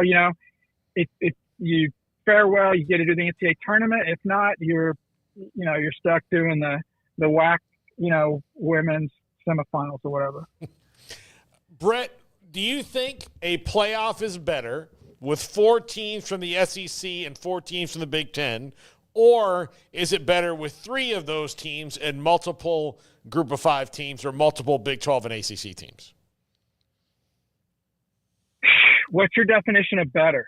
Yeah, I guess that is no, a pretty I'm broad question. serious. Yeah. No, I mean, are the best teams in the playoff? Is that better, or is it better that there's more teams from more conferences in the playoff that may not be as good? I mean, I think it's very simple. If you want the best teams in, whether we like it or not, the SEC should have 5 or 6 teams in there. And one thing I think is that if the SEC is going to get four in, I think the Big Ten gets 4 in. I think unless BYU runs a table and then loses to Colorado, I think the Big 12 only gets 1. I think the ACC only gets 1. Notre Dame gets in. Even with that happening, you can have a couple of 2-loss, maybe 3-loss, depending on what happens in the SEC, 2-loss teams that do not make the playoff. Yet Penn State will get in at 11-1 with the same number of top 25 wins as you and I, 0. And Indiana will get in at 11-1 with the same top 25 wins that we have, 0. Indiana right now has and I've got the same sports source analytics that subscribe to the same service the selection committee does as far as strength of schedule ratings. Right now, Alabama has the 7th toughest schedule. Georgia has the 3rd toughest schedule. There's a possibility they may not get in. A&M has the 15th toughest schedule. LSU has the 5th toughest schedule. They're basically considered they have no shot at getting in because they have 3 losses. Indiana, and Kirk Cignetti's my vote for Coach of the Year. Indiana, add all those up, you don't even get to Indiana. Indiana's the 81st easiest schedule. Now that's going to drop a little bit when they play Ohio State. But what I'm getting to is half of the teams in the SEC. I mean, several teams from the Big 12, from the ACC, and the Big 10 could play Indiana's schedule, and they all would go 11-1. Yep. So should Indiana be in the playoff because they're 11-1? I mean, they beat the hell out of everybody. They beat everybody they played. We'll see what happens with Ohio State. And so I think because of that, I think this expedites the SEC's thinking about kind of let's take our ball and let's go do our own thing. Because they're looking at it as, we could have 6, 7, 8-way tie with 2 losses, depending on what happens these last few weeks. If you're the SEC and you've got, let's split the difference. Say you have 7 2-loss teams or even 6 2-loss teams. So 2 to 4 of those teams are not getting in the playoffs, while Boise State with 1 loss is getting in. Indiana with 1 loss is getting in. Penn State with 1 loss is getting in. All those teams have no top 25 wins. So why are we beating our brains in with our conference schedules when it's detrimental to our playoff chances. And I think because of that, they will either fight to get more automatic bids to the playoff, which I know everybody fights back on that. I understand why. But from their point of view, and I'm not an SEC honk, but from their point of view, I can understand that. Like, why should Texas play Georgia every year if the loser is going to be penalized and potentially not make the playoff, where they could have played, say, Mississippi State instead, gone 11-1, and then there's no doubt they're in the playoff. So I guess I didn't answer your question, but if better is the best team, then, you know, you could even argue to get rid of the committee and go with the old BCS and go with computer ratings, and then put in the best teams whether they won a conference or not. What's funny is the BCS ratings actually have been almost identical to the college football playoff ratings. There's a site on Twitter that shows if the old BCS was still running, what the ratings would be. And it's funny, the committee kind of has the same thinking, but this is going to be fascinating to see what happens. And they've already told us what they think of Indiana and Penn State. They've got them both in the top 8, and they have no top 25 wins. Brett, Oklahoma State started off 3-0. They're now 3-7. Their 18-year bowl streak has been snapped. I know the last time we talked to you, Gundy had just made some headlines. But from your perspective, just what do you expect moving forward, and what kind of changes do you expect this offseason, and just how surprisingly disappointed are you in how this has gone in 2024? Yeah, this is obviously a crazy season, something, certainly even non-Oklahoma State, people would be shocked to see. I'm not, my opinion, I don't have any inside information. I want to make that clear because you asked a question, I'll give you my opinion. I think there will be some coaching moves, within the staff. You've kind of seen that around the country with Florida State, with Nebraska, with Florida Atlantic. I think there will be some changes there. I mean, it is the craziest thing that I can think of. But I think, when I talked to you guys before the season and people asked me about, what about Oklahoma State's chances? And I said, well, look, I've got the battle scars. I've got the scar tissue. When Oklahoma State's expected to do really, really well, they usually don't. And this is a prime example. And I don't know the reason why. Certainly they've had a number of key injuries on defense. They can't stop anybody. Alan Bowman, I think last year, and I'm not trying to be critical of him, but I think last year maybe he played over his head a little bit. And this year I think maybe he's regressed, playing a little bit worse than he really is. And so because of that, teams just basically load the box, shut Ollie Gordon down. I thought his numbers would be less than last year, but my God, I didn't expect this much of a drop off. But, look, this stuff happens. You look again, when I talked to you guys in the summer, who do I like in the Big 12? I said, put the names in my hat and pull them out because you'll have a better chance. Did nobody pick BYU? Arizona was picked at the top. Kansas was picked in the top 6. Oklahoma State's in the top 6. Utah was the favorite. Now, of course, Cam Rising injuries, but there's 4 in the top 6, and none of those guys are going to go to a bowl game. It's just crazy. Arizona State picked last. They may go to the Alamo Bowl as the Pac-12's top team, with the former Pac-12 alignment stuff. So just a crazy, crazy year. I hope for the conference BYU runs the table and loses to Colorado. Then I think the Big 12 gets 2 in. My projections now, I've got Colorado winning the Big 12. BYU, give BYU credit. They keep winning games. But my God, the horseshoe is going to fall out at some point. They should have lost to Oklahoma State. They should have lost to Utah. I think Kansas will give them a tough game. Kansas, they've lost 6 games by a total of 1 point. It's crazy. They showed what they can do against Iowa State. But, for Oklahoma State, boy, I never saw this coming. Yeah, somebody asked me the other day, they said, wow, how much enjoyment are you taking about Oklahoma, the struggles they're having? I'm like, are you kidding? Have you seen Oklahoma State?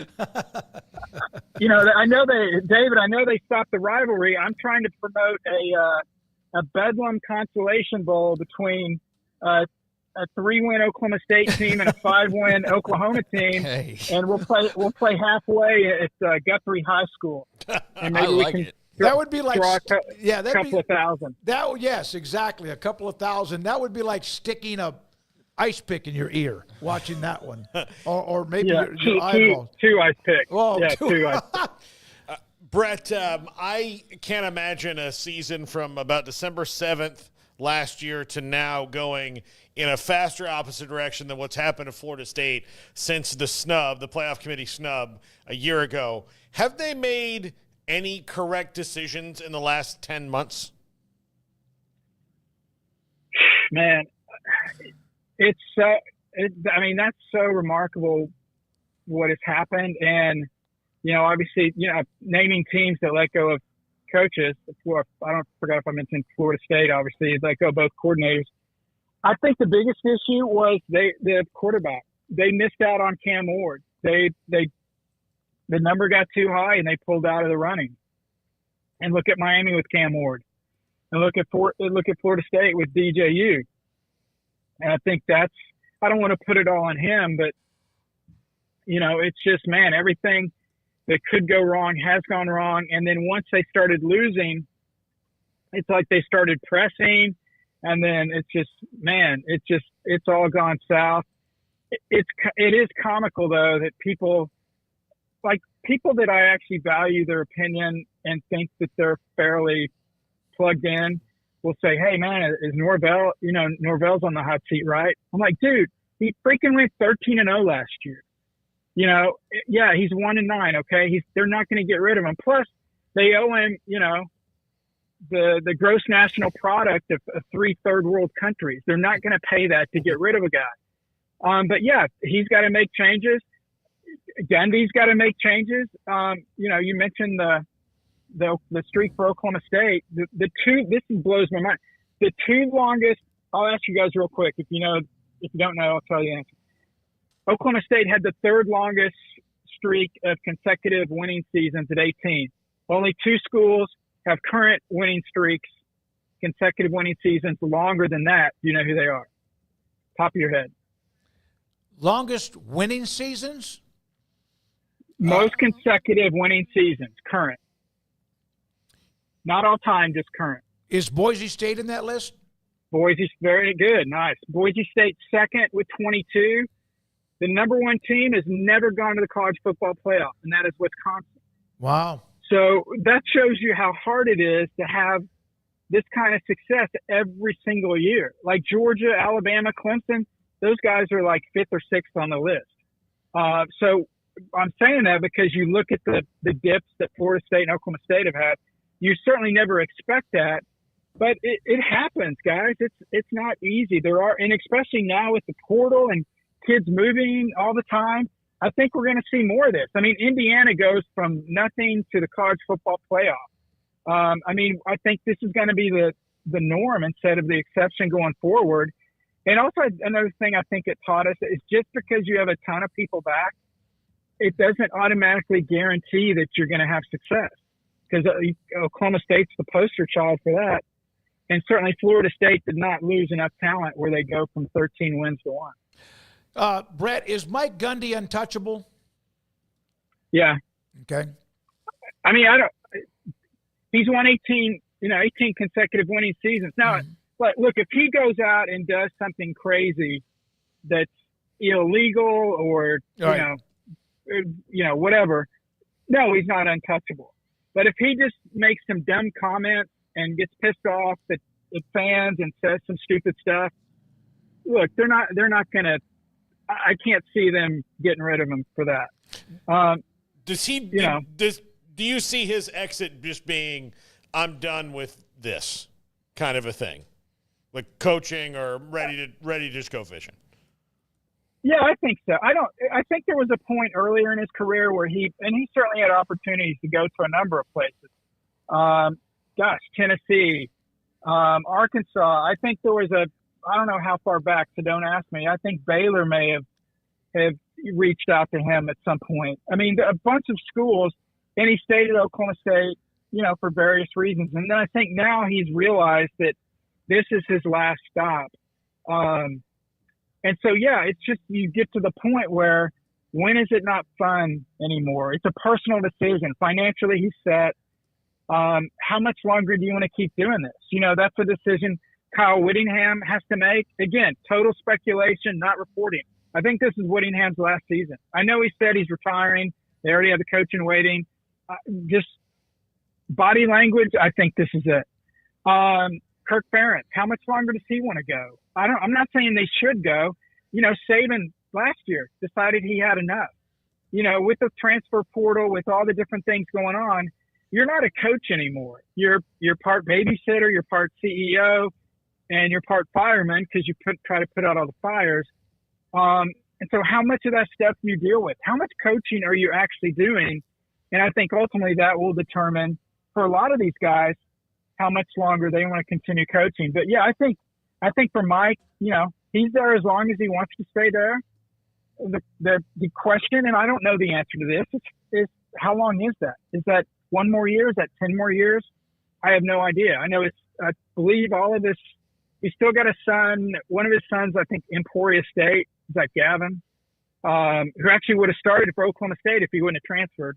And I think his other 2 sons are out of college. So, you know, is that impact his decision at all? I'm not sure. Last thing, where will BYU, in your opinion, be tonight with the college football standings?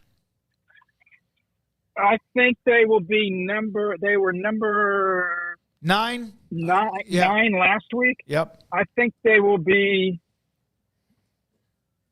7. Okay. Yeah. Yep. I think they will shuffle them up. I think they're gonna put them in front of the 2 lost teams.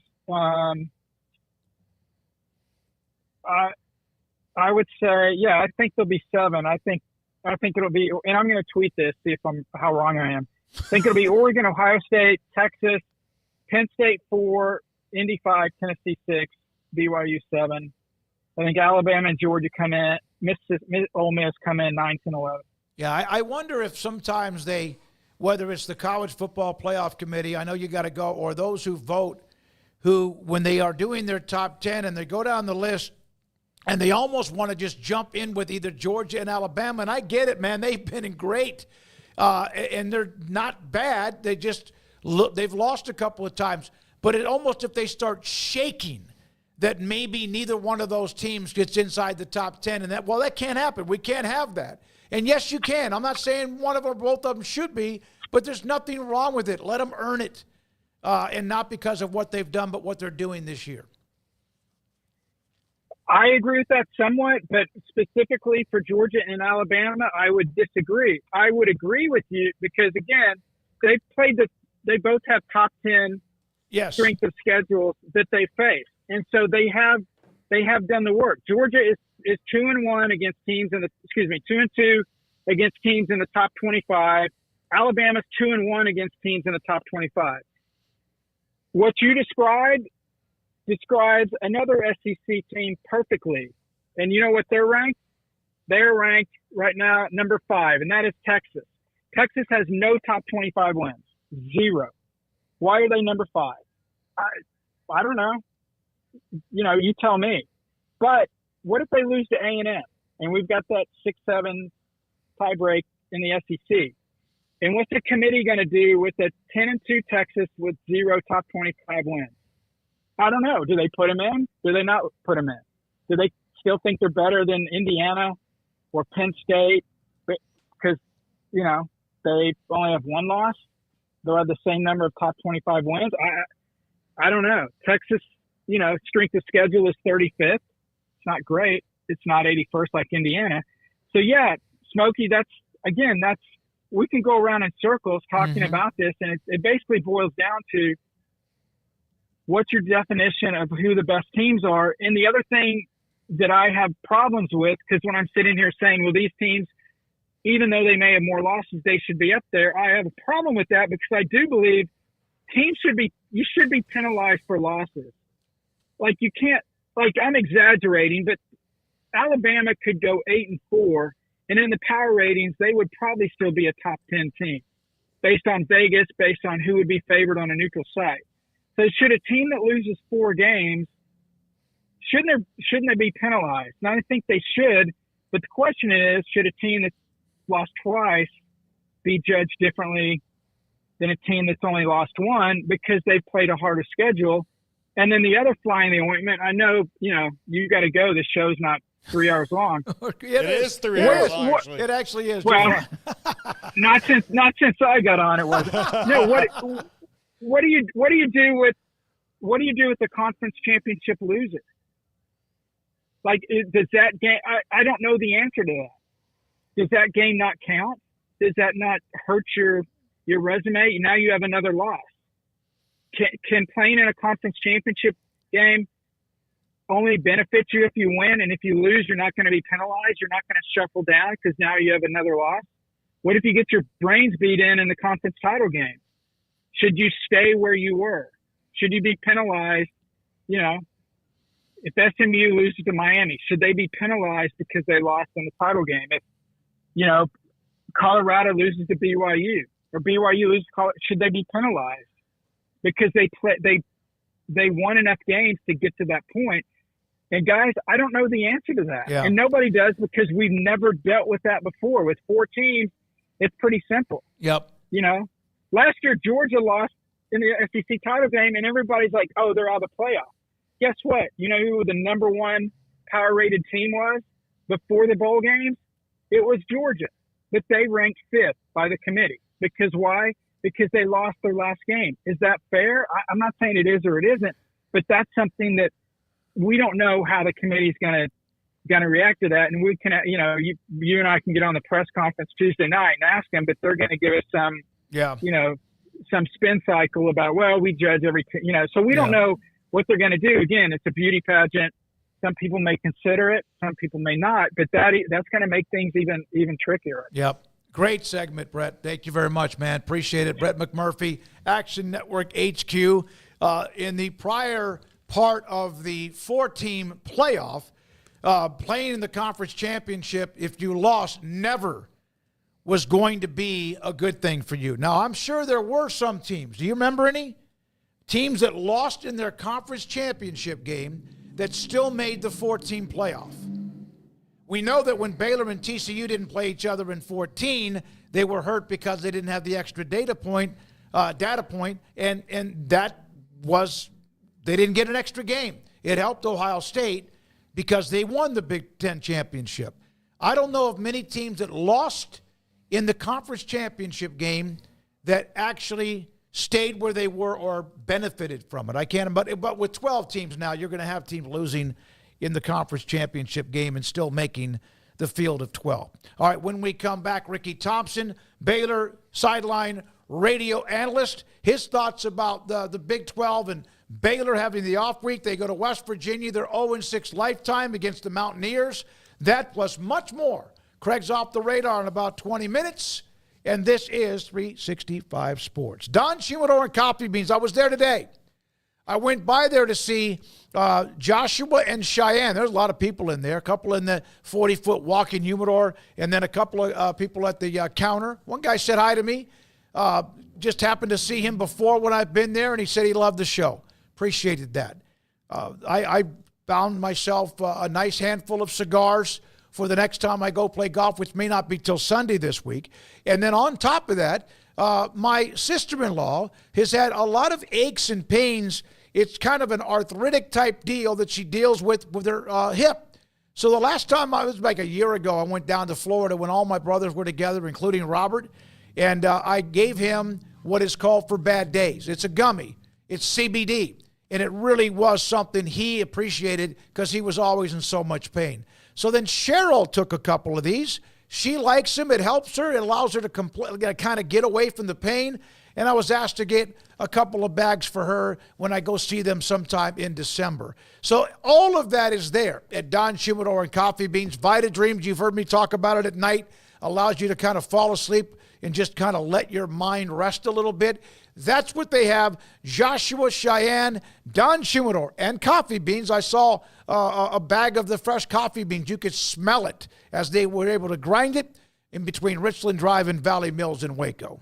Do you or your kids get nervous about going to the dentist? Stonewood Dental, Dr. Steve Childress, he can help.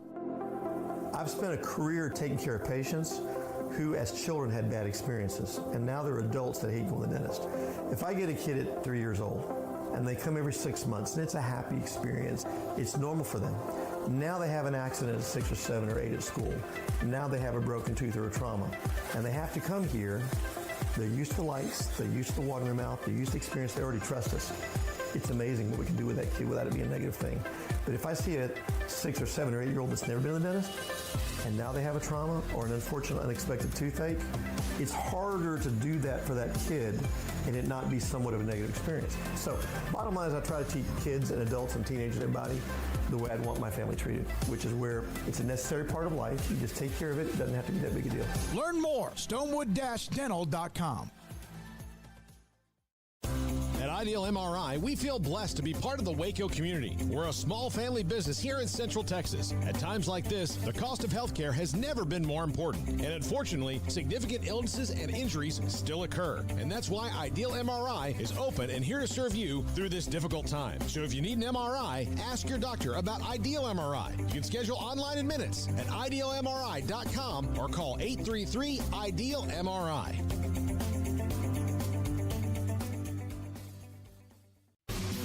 Pioneer Steel and Pipe opened their doors in 1943, and they have never wavered with their focus on great product and customer service, relationships with a handshake, making sure you, the customer, is satisfied. Their new facility is now twice the size, allowing new inventory, higher quantities, and in a much more organized fashion. In addition to the long lengths in tubing, angles, channels, rods, and flat, Pioneer Steel and Pipe now offers several shorter, more convenient lengths of material already cut. Their 2,500 square foot showroom has over 1,000 new products in stock, new welding supplies, hardware, quickcrete, and do-it-yourself components for any project, whether you are a professional contractor or weekend warrior. The new facility is designed to make your loading experience faster and more efficient with easy drive lanes around the building and much more room to get your trailer loaded.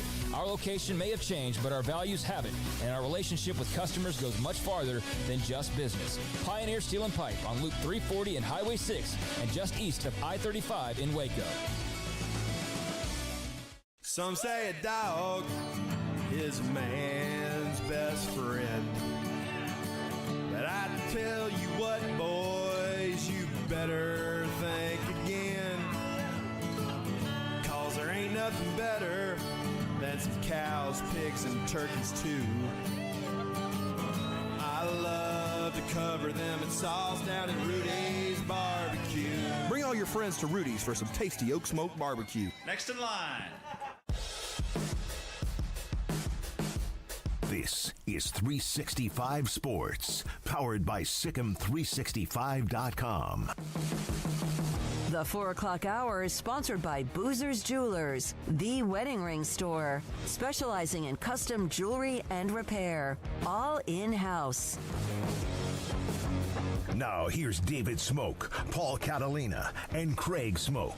Scotty B answered the question I asked entering the break of how many teams have lost in the conference championship game before we get to the field of 12 now and still got in. TCU lost to Kansas State but still got in the field of 4 and, of course, won their semifinal game before getting pummeled by Georgia. Ricky Thompson, Baylor radio sideline analyst, joins us on 365 Sports.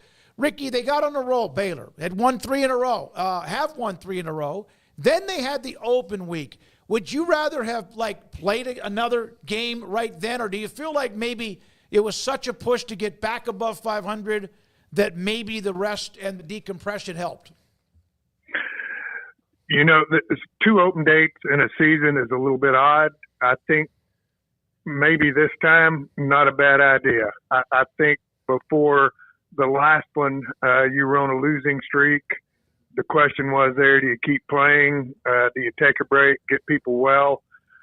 Obviously, turned out pretty good after that one. And I think this one too, maybe. I just think there was a lot of, maybe not necessarily more injuries, but I just think there was a lot of effort put into that 3-game winning streak that psychologically may have worn these guys out a bit.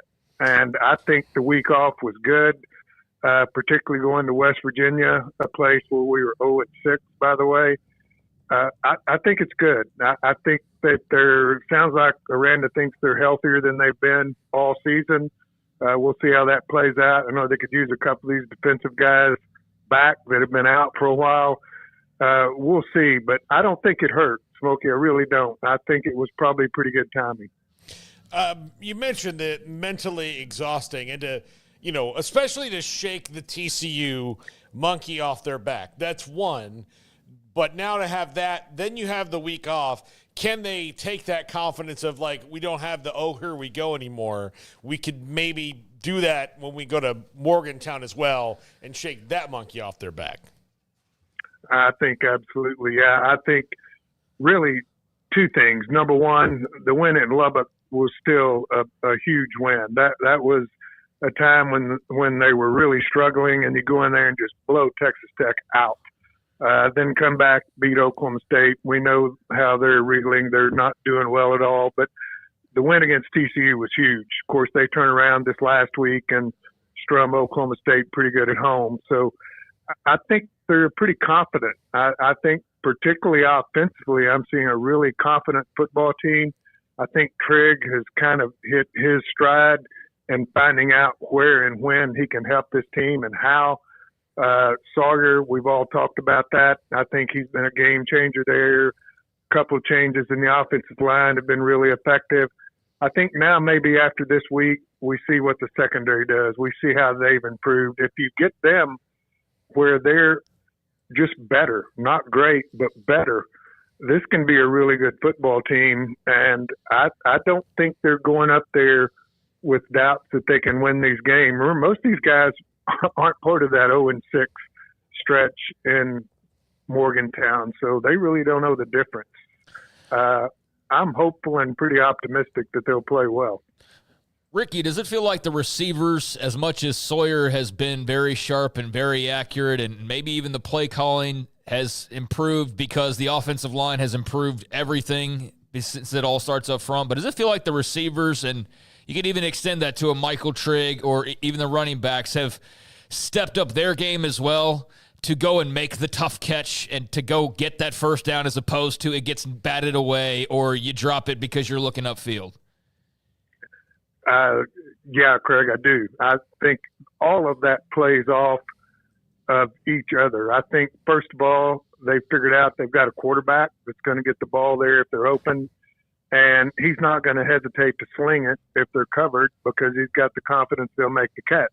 Then you've seen a couple of guys, Hal Presley's made catches where he's been covered up.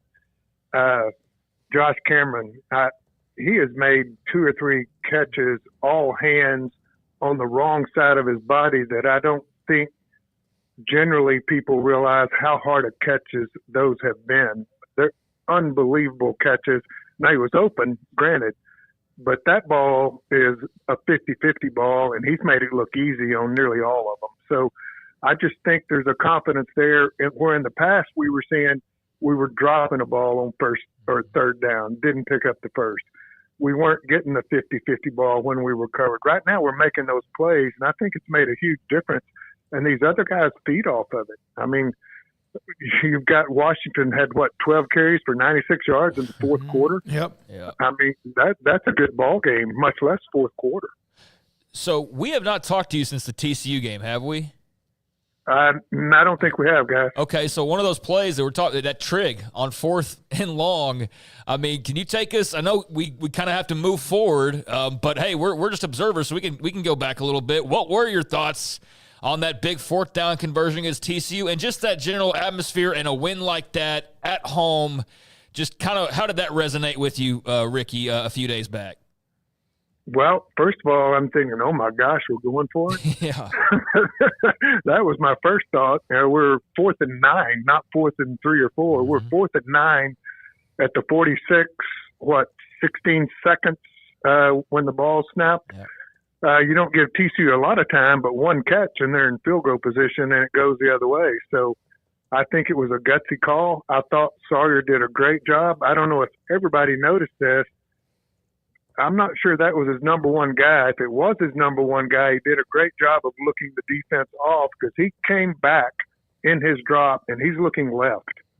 He comes back to Trigg late, hits him in a hole between 2 defenders. Trigg makes a great catch on the ball. A lot of pressure on a 4th and 9 play that's got good blocking, a good throw, and a good catch. and ball game. And well, not true. That's still a 45, 44-yard kick. You got to kick at it. And then Washington goes 13 yards on the next carry, carrying guys with him. In fact, I was scared to death. Man, go down, stop. You need to hit the dirt because the clock's going to run out. But 5 seconds to go, kick right down the middle, win. I mean, and Craig, those wins like that go a long way when it's under that kind of pressure. When you win one on the last play, a little bit like the way the Colorado game gutted us, I can tell you that one was a gut wrencher for TCU. And what a clutch drive that was to get down in field goal position. Well, if you win one like that, Colorado beating Baylor the way they did, it seemed like that gave them, that's just a game that otherwise would be another loss in your column. It kind of gives you like an extra out in baseball, right? You don't want to give a team 4 outs in an inning. It's going to come back to hurt you. And when you get one that goes your way, I can imagine it gives you a spark. Exactly. I mean, that game could have very easily been an L, and instead of 5-4, you're 4-5. Much different scenario going into these last 3. If you're 5, of course, this was an easy stretch or the easier stretch in the schedule these last 3, and then all of a sudden Houston's playing pretty well. And I tell you what, guys, Kansas is good. I don't know how their record is what it is. I watched part of that Iowa State game, and they cleaned their clock. They played really well. And West Virginia in Morgantown is always good. So to your point, without that big win like that, down in your daubers going into these 3, you may not get that 6 or the bowl win. And I think now you're really primed to do well and get more than 6. And I expect these guys to do it, and they've got to expect it. You just got to get tough and say, we're not going to just win 6. We're going to win out, and let's see what happens. Yeah, because there's nobody left that they would be huge underdogs, although 2 of them on the road. But all 3 teams that are left are capable of making your day miserable. It's going to be West Virginia got a win last week in Cincinnati. We know what Houston's done. They've had a couple of bad ones, but beating K-State, and then at the end, Kansas, who knows by then? They may have won 3 or 4 in a row. Yeah, they looked really good against Iowa State. I thought particularly their passing game hit some huge plays downfield against them, and they lost some really close games along the way. So you could very easily win all 3 of these or very easily lose all 3. So they need to take the heat off, take the pressure off, win this one in Morgantown, get that first win. They win this one up here, guys, and I wouldn't bet against them going into those last 2. I just think this is a team that's gained so much confidence. And I just think back earlier in the year, maybe at Utah versus what we're seeing now. And this team does not even resemble that team some weeks ago. Yeah, Ricky, I think, if you get that 6th win, which is bowl game, which is not only for the players or for the coaches, I mean, I think everybody's going to be coaching free and breezy and playing free and breezy because now they know that they've got an extra couple weeks of playing, that the coaching staff, that last little, could they be gone is out the door, and no one has to worry about that anymore. Exactly. And these guys know that pressure. The coaches know it. Players know it. Everybody, fans, thinks they don't realize it, that they just stick their head in the sand to this. They're not dummies. They know exactly what's going on, and they know what they need to do. And, yeah, a huge pressure relief. And that is even more indicative of how big those last 3 wins were, Paul, because without those, you're not 5-4. You lose those 3. Think about it. You're 2-7 right now? If those flip the other way, that doesn't sound too good, does it? Even with 3 left. But that could have gone that way very easily if this team hadn't turned it around. And it's so impressive that they were able to do that. And still not a great team, but a good one. And as I said earlier, you get this secondary straightened out defensively, and this is a pretty dang good football team. Ricky, thank you. Obviously, road trip to Morgantown. You're someone that likes to fly. Is that one of those where you have to fly into Pittsburgh? Where do you fly to get to Morgantown? I know there's a couple of options. The team flies probably into Pittsburgh or just outside. They're about an hour drive. We're going straight into Morgantown. So it's good, but we'll go Friday and be there, get things set up and ready to go. 3 o'clock kickoff Central. That's 4 o'clock. Yeah. Their East time, so probably dark by halftime, something like that. Yeah. So, but that's okay. Playing at night, I kind of like it, even on the road. So I'm ready. I hope they are. It was Stillwater that used to be the nightmare, the 800-pound gorilla. They finally were able to handle that one. This is the other one now, Morgantown. Yeah, with what's happening that's there. it. Stillwater was tough until we went up there and picked off a couple, and now that's a different atmosphere. You don't worry about it. But it's really amazing this team is 0-6 when you had some really good football teams went up there. The Bryce Petty group, that the only conference game they lost was up there, and on that one, drove down the first series with the ball and scored, went up 7-0, and then downhill from there. So don't know what it is. But I don't think it's anything relegated to just because it's Morgantown. It's just we've not played that well up there, and it's time to change that. Thank you, Ricky. Enjoy your trip. Be careful. Ricky Thompson, former Washington NFL receiver, Baylor receiver, and a part of Baylor Radio sideline analyst. When we come back, we will have Craig Smoak, and it's off the radar. This is 365 Sports. Marco's Pizza. Pizza lovers get it. I saw Bob Mock. I see him at every home football game. He does quite a bit of work around McLean Stadium. He loves to go to the games, but also there to work the games too. And he works in the pizza business, has for a long, long time. Different companies as he went through growing and understanding what it was like to be a delivery driver, what it was like to actually make the pizzas, and also what it was like to run stores. Now he has 5 of his own. He's the owner of 5 locations of Marco's Pizza in the Waco area, Belmead, China Spring, Robinson, Hewitt, and also in Woodway. And on top of that, the fastest growing pizza brand in America, Marco's Pizza. Marcos.com. Pizza lovers get it. If you want quality and personalized service for all your air conditioning and heating needs, call Tradesman Services. They're a family-owned and operated company that has served Texans for over 30 years. Tradesman offers maintenance plans starting at just $12 per month and a free service call for all new customers. They're also experts in geothermal design, installation, and service. Visit them online at coolingwaco.com.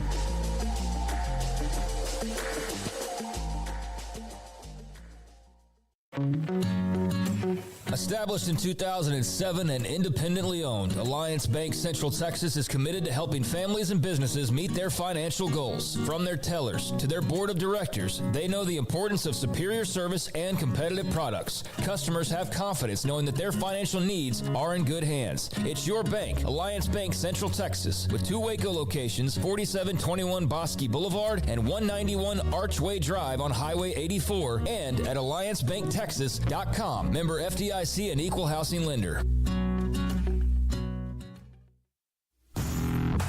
Hi, I'm Mark Stewart with Bird Colgan Ford. It's that time of year, it's football season. Bird Colgan Ford is a proud supporter of the best high school football right here in Central Texas. BK Ford is proud to sell the #1 selling truck in Texas, the F-Series truck, 47 years in a row. Come see the largest showroom in Texas and experience better at Bird Colgan Ford.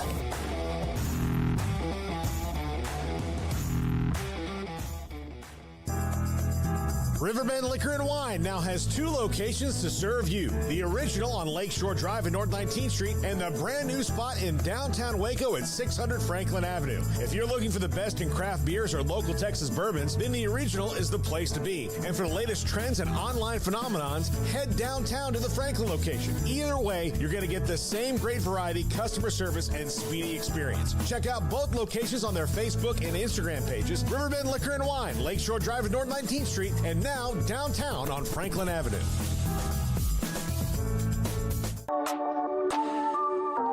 This is Craig Smoak's Off the Radar, presented by Alliance Bank. They take pride in making banking easy. AllianceBankTexas.com. Welcome into Off the Radar here on 365 Sports.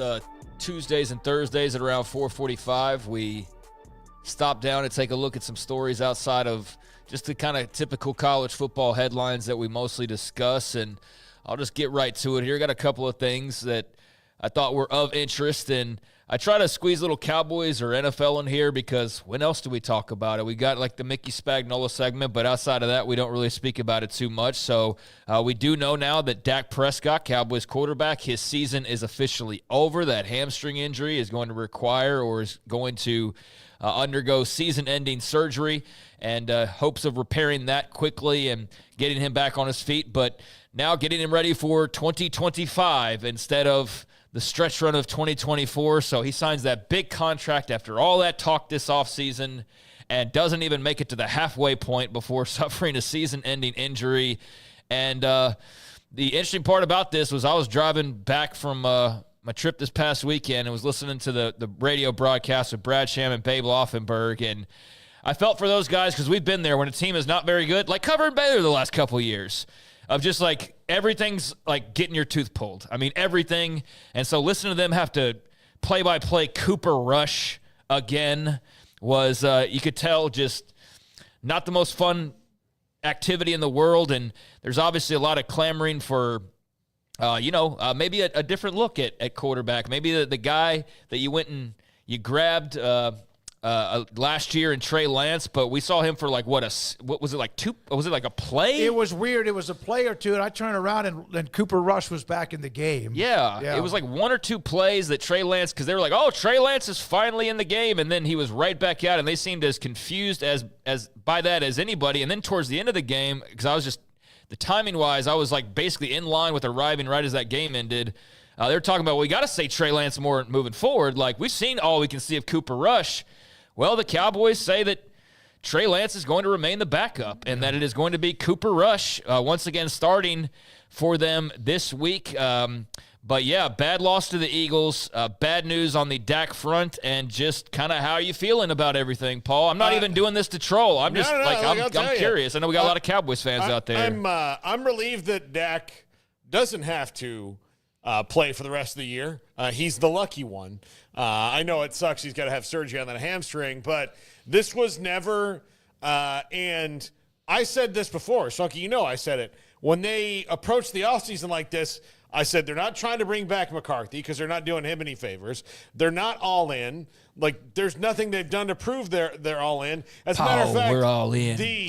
The Jonathan Mingo trade is a total, we might as well, if this guy's available, we like him, we'll see if we can do this. Jonathan Mingo's for the next coach and offensive coordinator to see if they can get something out of him. By the way, the lowest rated wide receiver in the NFL right now, and they traded a fourth-round pick for him, which was more than the Titans gave up or got for DeAndre Hopkins, who's a four-time All-Pro. How much? What did they get for Amari Cooper? Amari Cooper, they got orange slices, pack of Band-Aids, and a few dollars. Yeah, they gave him. If you take the Cooper trade to Dallas, they got a fifth and a sixth. But they gave up a first or second, and whatever else. Then they don't get that first in return. No, it's all bad. They don't know what they're doing, and the fact that you shows they don't know what they're doing is you gave up a fourth-round pick for Trey Lance. This is the time to play him. Cooper Rush is not going to get you back in the playoffs. This is not a playoff team. Zach Martin is all kind of banged up. You've got Micah Parsons. I don't think he and Mike McCarthy are at odds, but he said what he said because, and his point is valid. Like, look, Mike McCarthy can go coach again. Like, nothing's happening to him that's going to make him not he's not a stroke or anything that makes him unable to coach. Like, that's kind of the point. Like, he can still go coach if he's not coming back. So he's not as worried about that. But Zach Martin is a Hall of Famer. And it should be a first ballot Hall of Famer because he's been the best guard in the league since the day he got there. Yep. And so he's great. This is maybe, I think it's leaning towards being his last year because of how banged up he is, that he's not going to he's going to retire, and he's going to go on the Ring of Honor, but he's now in the slightly better career than Joe Thomas award, because here's a great player, the best in his position the entire time he's in the league, that didn't win a championship. Yeah, but he's not the only great player or individual. No, but like that's 10 or what, 12, 15-year All-Pro that didn't win No, a Super I'm saying like that's what Micah Parsons' point is. It's like this is a guy that I care about, is that he's maybe in his last year, this is his last shot to do it. So that's why I'm just comparing Mike McCarthy and Zach Martin like Micah Parsons did. He doesn't want Zach Martin to be part of that fraternity. That's his point. And nor should anybody. But that's really where it's headed right now. And the Cowboys were always going to be in a rebuild mode because of the cap. So don't expect much from them the rest of the year. And this is when you play Trey Lance because, and look, if you're going to get your ass kicked anyway, or they're going to keep getting through, get a quarterback who can get away, because Cooper Rush can't. Well, I thought when they were 3-5 playing Philadelphia, let's say, and that game early on was very low scoring. They had a couple of opportunities. They had the fumble near the goal line with Zeke. Win that game, and, I think you keep playing Rush until you're completely out of it. But I do think, why not? Jerry doesn't want to, Craig and Paul, he doesn't want the 7 and 10s. He wants to always be relevant, not just with the name and logo, all the way to the end. Of course, any owner would want that, but this seems like an opportunity to let Trey Lance get some snaps. Yeah, Cooper Rush on Sunday, 13 of 23 for 45 yards. Yep. No, they were horrible. And how about the rushing game? They did not rush the ball well. 40-something yards rushing, too. But they lost 34-6 to the Eagles. Now they get Monday Night Football against the Texans, who had a tough loss this past weekend, so a little battle of Texas. But, yeah, Dak out for the year, and now all this other stuff, and Mike McCarthy will likely be gone. But they're still not getting to get any damn curtains to block out that sunlight. That became the biggest story, was Curtain Gate with AT&T Stadium and the whole fight over that. Even Mike McCarthy, like, he knows he's basically out the door anyway, so he's cracking jokes about the curtains and the sunlight and all of that, and it's just a very messy Cowboys season all across the board. Here's the How thing. many times have they played 3 o'clock games? Oh, 1,000 times at this point. And look, it's this time of year, so I think where Jerry's not getting it is, why y'all think that Jerry doesn't know about the sunlight and the curtains like he didn't build the damn stadium? Where he's losing it, man. He definitely is losing it. He's losing it. So here's the thing. It's an excuse. It's a pet cat of the Dallas media people. But here's the deal. You know it's going to happen, and multiple times it has caused a play to happen. Jason Witten dropped a sure touchdown pass one time because of the light in his eyes. Now, you can have sunlight in your eyes in other stadiums, but Jerry, you're telling me that you can't get a curtain or a window tint guy in there? Yeah, that you can. There are curtains. That you, for the 3 o'clock games from November 1st to December 1st, where the sun is in that spot. He said the stadium was built to look like it was outdoors, and so he's not going to close the drapes. I get it. I'm telling you. Even though his best wide receiver and arguably his best player other than Michael Parsons, the entire team, says, like, hey, I catch the ball for millions of dollars. It'd be great if the sunlight wasn't in my face. And he's like, nope. I'm going to go old school here with the Boston Garden. The old Boston Garden, where the Celtics played and never lost, mainly at home. They would force a point guard back in the day before there was social media and so much video. They would force opposing point guards or whoever had the ball into a certain spot just past midcourt because there was a dead spot in the floor. And sure enough, people would go – because you didn't see – But the Cowboys can't – like, okay, if you get a 17-yard gain, they put you on the right hash going towards the sun, you can't – Don't go to the right hash. You can't not do that. Like, it's supposed to be a home field advantage, not also hurting your team. I also think that they're the only team in America that would have this, that it would be such a big deal. Yeah, but that's the Cowboys, though. That's the Cowboys. Is even when they're not winning, they got to make headlines. So it's curtains and sunlight and things like that going on for them, and backup quarterbacks and trading for a guy, but playing him for 1 or 2 plays and then going back to Cooper Rush. It's just all very uninspiring and just getting to the point where the Jerry era, man, like we know it's already just naturally kind of progressing along, but man, it just feels like it's sort of like Utah football, right? Like something's got to give. You know what I mean? Like just it's the pressure is ratcheted up to such an extent, like something's got to give. But it's starting to boil over for the Cowboys. Speaking of stadiums, I found this really interesting today. You guys remember a couple months back when Hurricane Milton rolled through the Southeast, right? They're still feeling the effects of Hurricane Milton in some places out in the Southeast. But you remember the video and the pictures of Tropicana Field and the big missing panels in their roof. Well, the city has done all of its reporting, and the Tampa Bay Times has done some reporting on the city's report into what it's going to cost to fix the stadium and fix those panels. And it did not include all of the items to be repaired, but it did estimate that Hurricane Milton cost $39 million in damages, but there's also an additional $16 million in general costs that come with that. So of all the damage they got, the roof panels were the biggest thing. That's like $20+ million. But then once those opened up and it was raining, it just rained all inside what is typically a covered stadium. Oh, yeah. So Yeah. it's $55 million, and they say it can be repaired in time for 2026.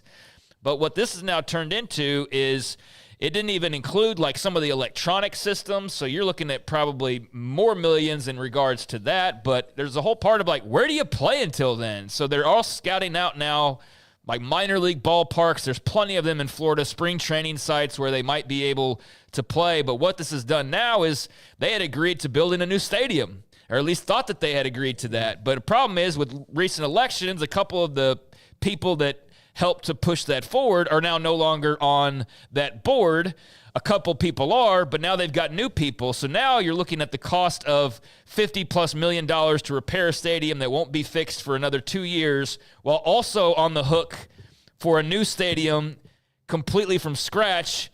And now with these new people coming in, there's a thoughts that this whole stadium deal might already be off the table and might have to start over from scratch. So it's become this dilemma of what do you do? Can you still get the new stadium? How do you repair Tropicana and make this all work? But that is the price tag. $55 million for Tropicana Field's repairs, and it will not be ready until 2026. And it might have cost the Rays a brand new ballpark as well because of the timing. No. Here's what they should do. Damn the torpedoes. Play in those minor league ballparks like the A's are going to do. Wait a minute. But why not play in the stadium and just don't fix the roof? Well, there's all this stuff. There's all this other stuff. Right. The damage, decay, and all. Okay. And not to mention that Tampa, St. Pete is the lightning capital of the world. So that's also not conducive. It's such a good show to watch. Yeah, such a great show to watch. Here's what they should do. Sometimes, you heard the times God speaks to us all the time, but we just have to choose when to listen. God told you this place sucks to play baseball in. Move.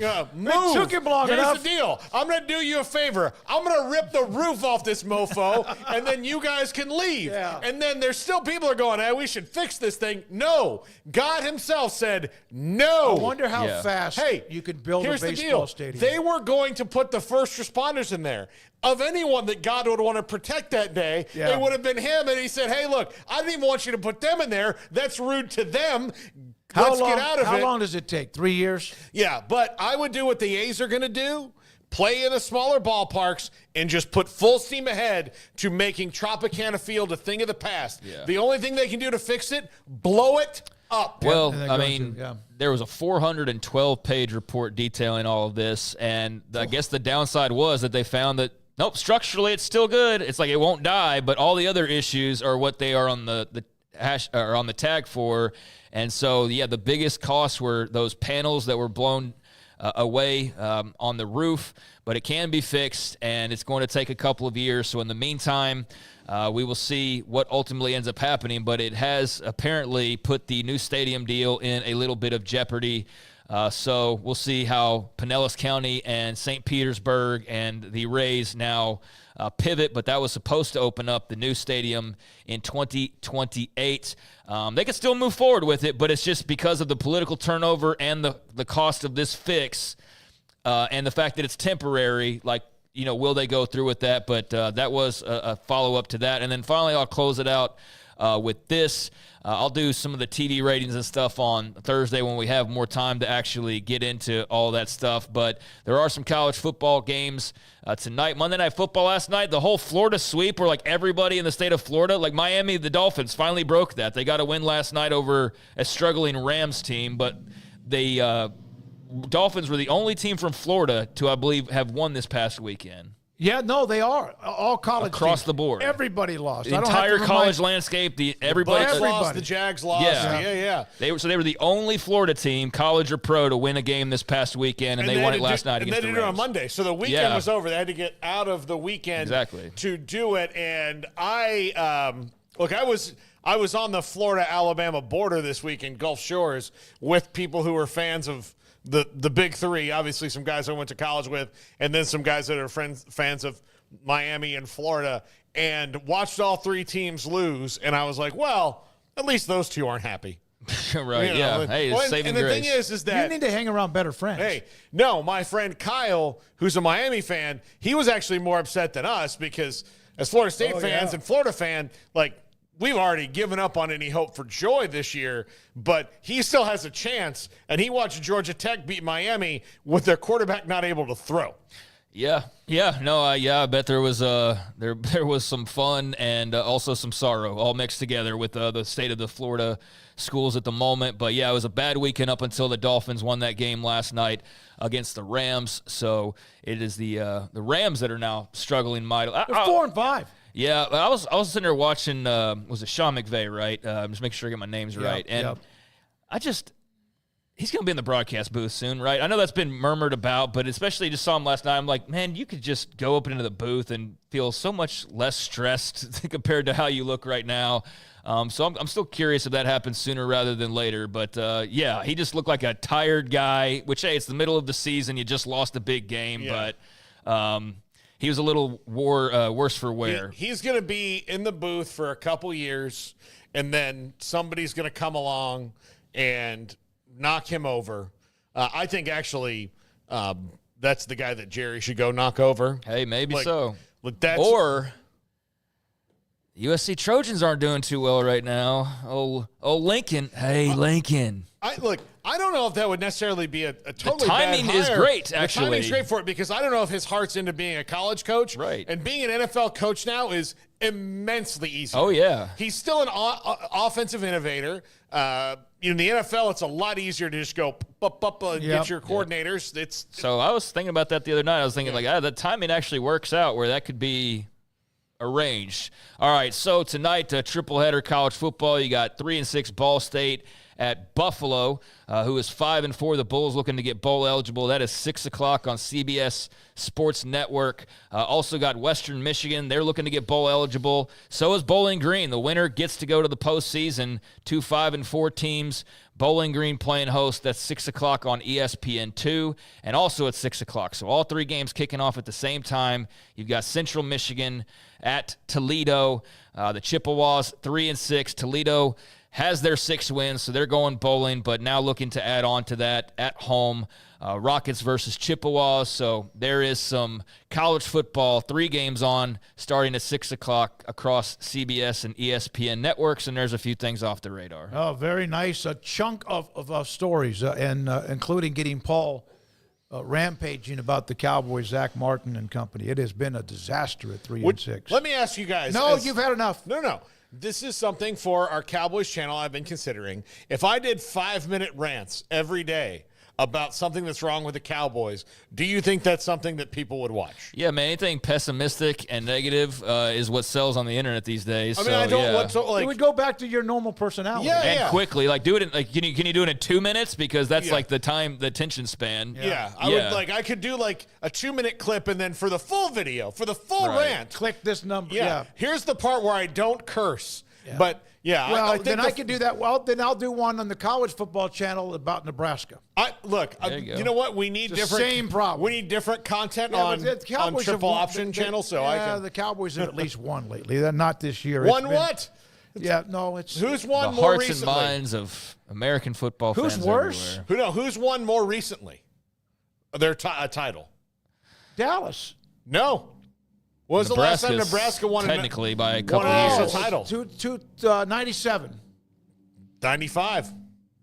Yeah, you're right. Washington was 91. The old Redskins. Yeah, okay. All right, Craig, thank you very much. But Florida State, 99. 2013. No, it didn't count. No, it didn't count. They were cheating. I'm just outside of a decade. Okay. All right. When we come back, we'll have the Big 12 South Pod, and then also John McLean and SMU's Rhett Lashley in top 5, much more. This is 365 Sports. Pioneers still in pipe. 1943, they opened up their doors, and they are just absolutely thriving. Thriving because the building is out. The people are building, real estate or commercial.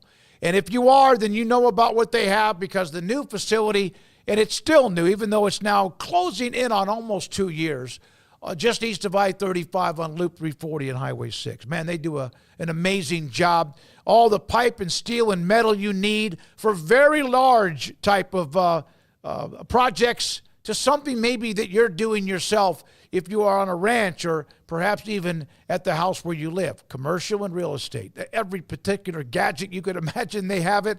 Their showcase, 2,500 square foot, and there's like 1,000 new pieces of stuff that you need to build. More of it. Their distribution of where you go pick up the product is bigger, better, faster, and stronger because of what they have available for either a pickup truck or a hauler or maybe, of course, an 18-wheeler. Pioneer Steel and Pipe since 1943. Pipe, steel, and metal. Building what you need, the product at pioneerboys.com. When it comes to me and my money, I know the way it should be. I need a partner I can count on. That's Genco and me. Genco is my credit union. They're always there for me. They're people I trust.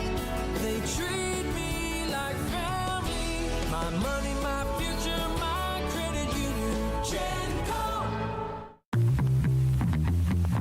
Automatic Chef is your local vending, office coffee, and micro market provider, delivering outstanding service to break rooms all over Central Texas for over 50 years. Automatic Chef brings the best products to your location at the best prices. With hundreds of choices in fresh food, coffee, snacks, and drinks, let Automatic Chef tailor a break room solution to your needs. Make break time great again with Automatic Chef. Automatic Chef Canteen, 6900 Imperial Drive in Waco, or online at automaticchef.com.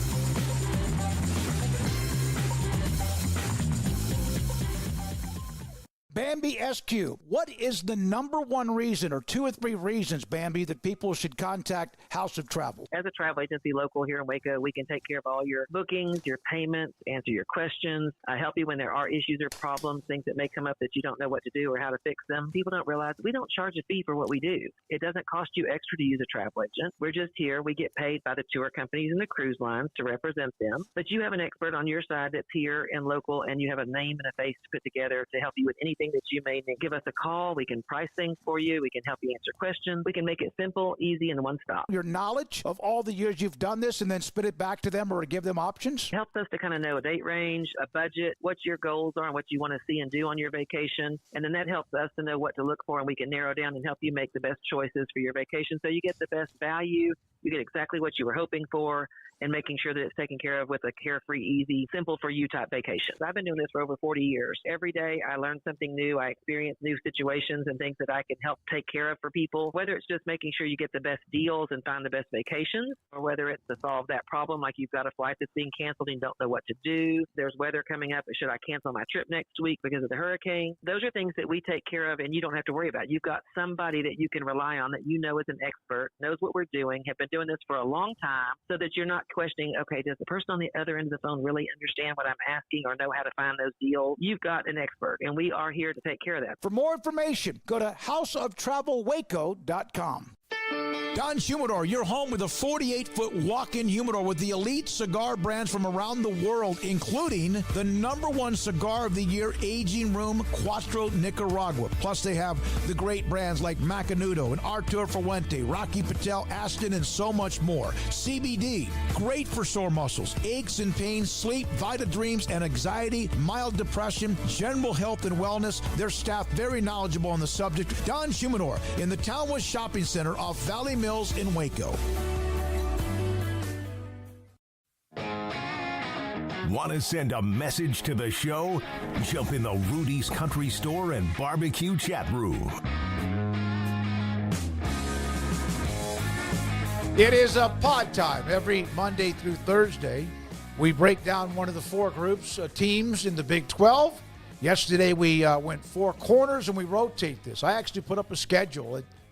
Four corners was the first of the week, and now next week it'll be Big 12 South as we keep it. But today it is the Big 12 South. Paul Craig, David Smoak, 365 Sports, Garrett Ross, and Emery Winter are here doing what they do. Emery, of course, working on 365 Sports for 10:30 tonight on the CW.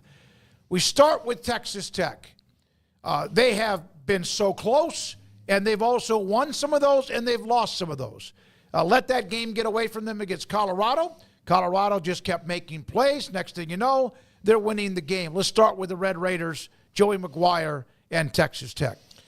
Yeah, I think that I was talking to a guy this week, and he was just so frustrated with Joey McGuire and told me that he lives here. He called into Lubbock radio to vent about the coaching staff and everything that's going on, and they certainly have been riding the emotional wave. It's like, hey, everything's great, it's looking up. No, you take a tough loss. And especially these last two losses against TCU and Colorado are games that they were in control of at certain points during the game, and had things not gone a certain way, turnovers, penalty calls, whatever you want to say, they would be feeling better right now. But that has been the story of Texas Tech through several coaches now. It's you have these euphoric highs of winning, then they have these low lows where they just can't be consistent and keep on rolling. And that's the biggest thing they need to figure out now and into the future is, how do you go on big runs where you can finish the season 9-3, 10-2, and even better, and be a conference title contender and a playoff contender. Yeah, I mean, Joey McGuire's got like these benchmarks that I don't think fans really want to hear after losses, but he sticks to them because they're still building blocks to the overall program health that are important, like certain streaks of making a bowl game, which they're going to do. They're going to make it for a third straight year, and to hear him tell it like they've never won 3 bowl games in a row. Like there's stuff like that, right, that you can build on. But the problem is that fans don't really want to hear those things. Like hey, great, you got to the bowl, but like we want to compete for the Big 12. Like we want to be at 8 wins now, not 6-4, and making excuses in some cases for why we lost, which, had that part about the TCU and Baylor game outcomes not come out with the headsets and all that. Maybe it's taken a little bit differently when you use Colorado, but then when the losses still are occurring and there's no excuse for it, then that starts to add up as well. So, it's just been a very frustrating year, I think, given their expectations to start out. They still have the opportunity to go 8-4, which would be another step up. But again, it's just kind of hard to sell people on incremental steps versus, hey, let's be in Arlington and competing for a Big 12 title. And, like, how long does it take to get to that point? Well, they had a big opportunity this past weekend. I mean, they were up 13-0 in the first quarter, and then they just lost control of this game in the middle section, really got outplayed in the second and third.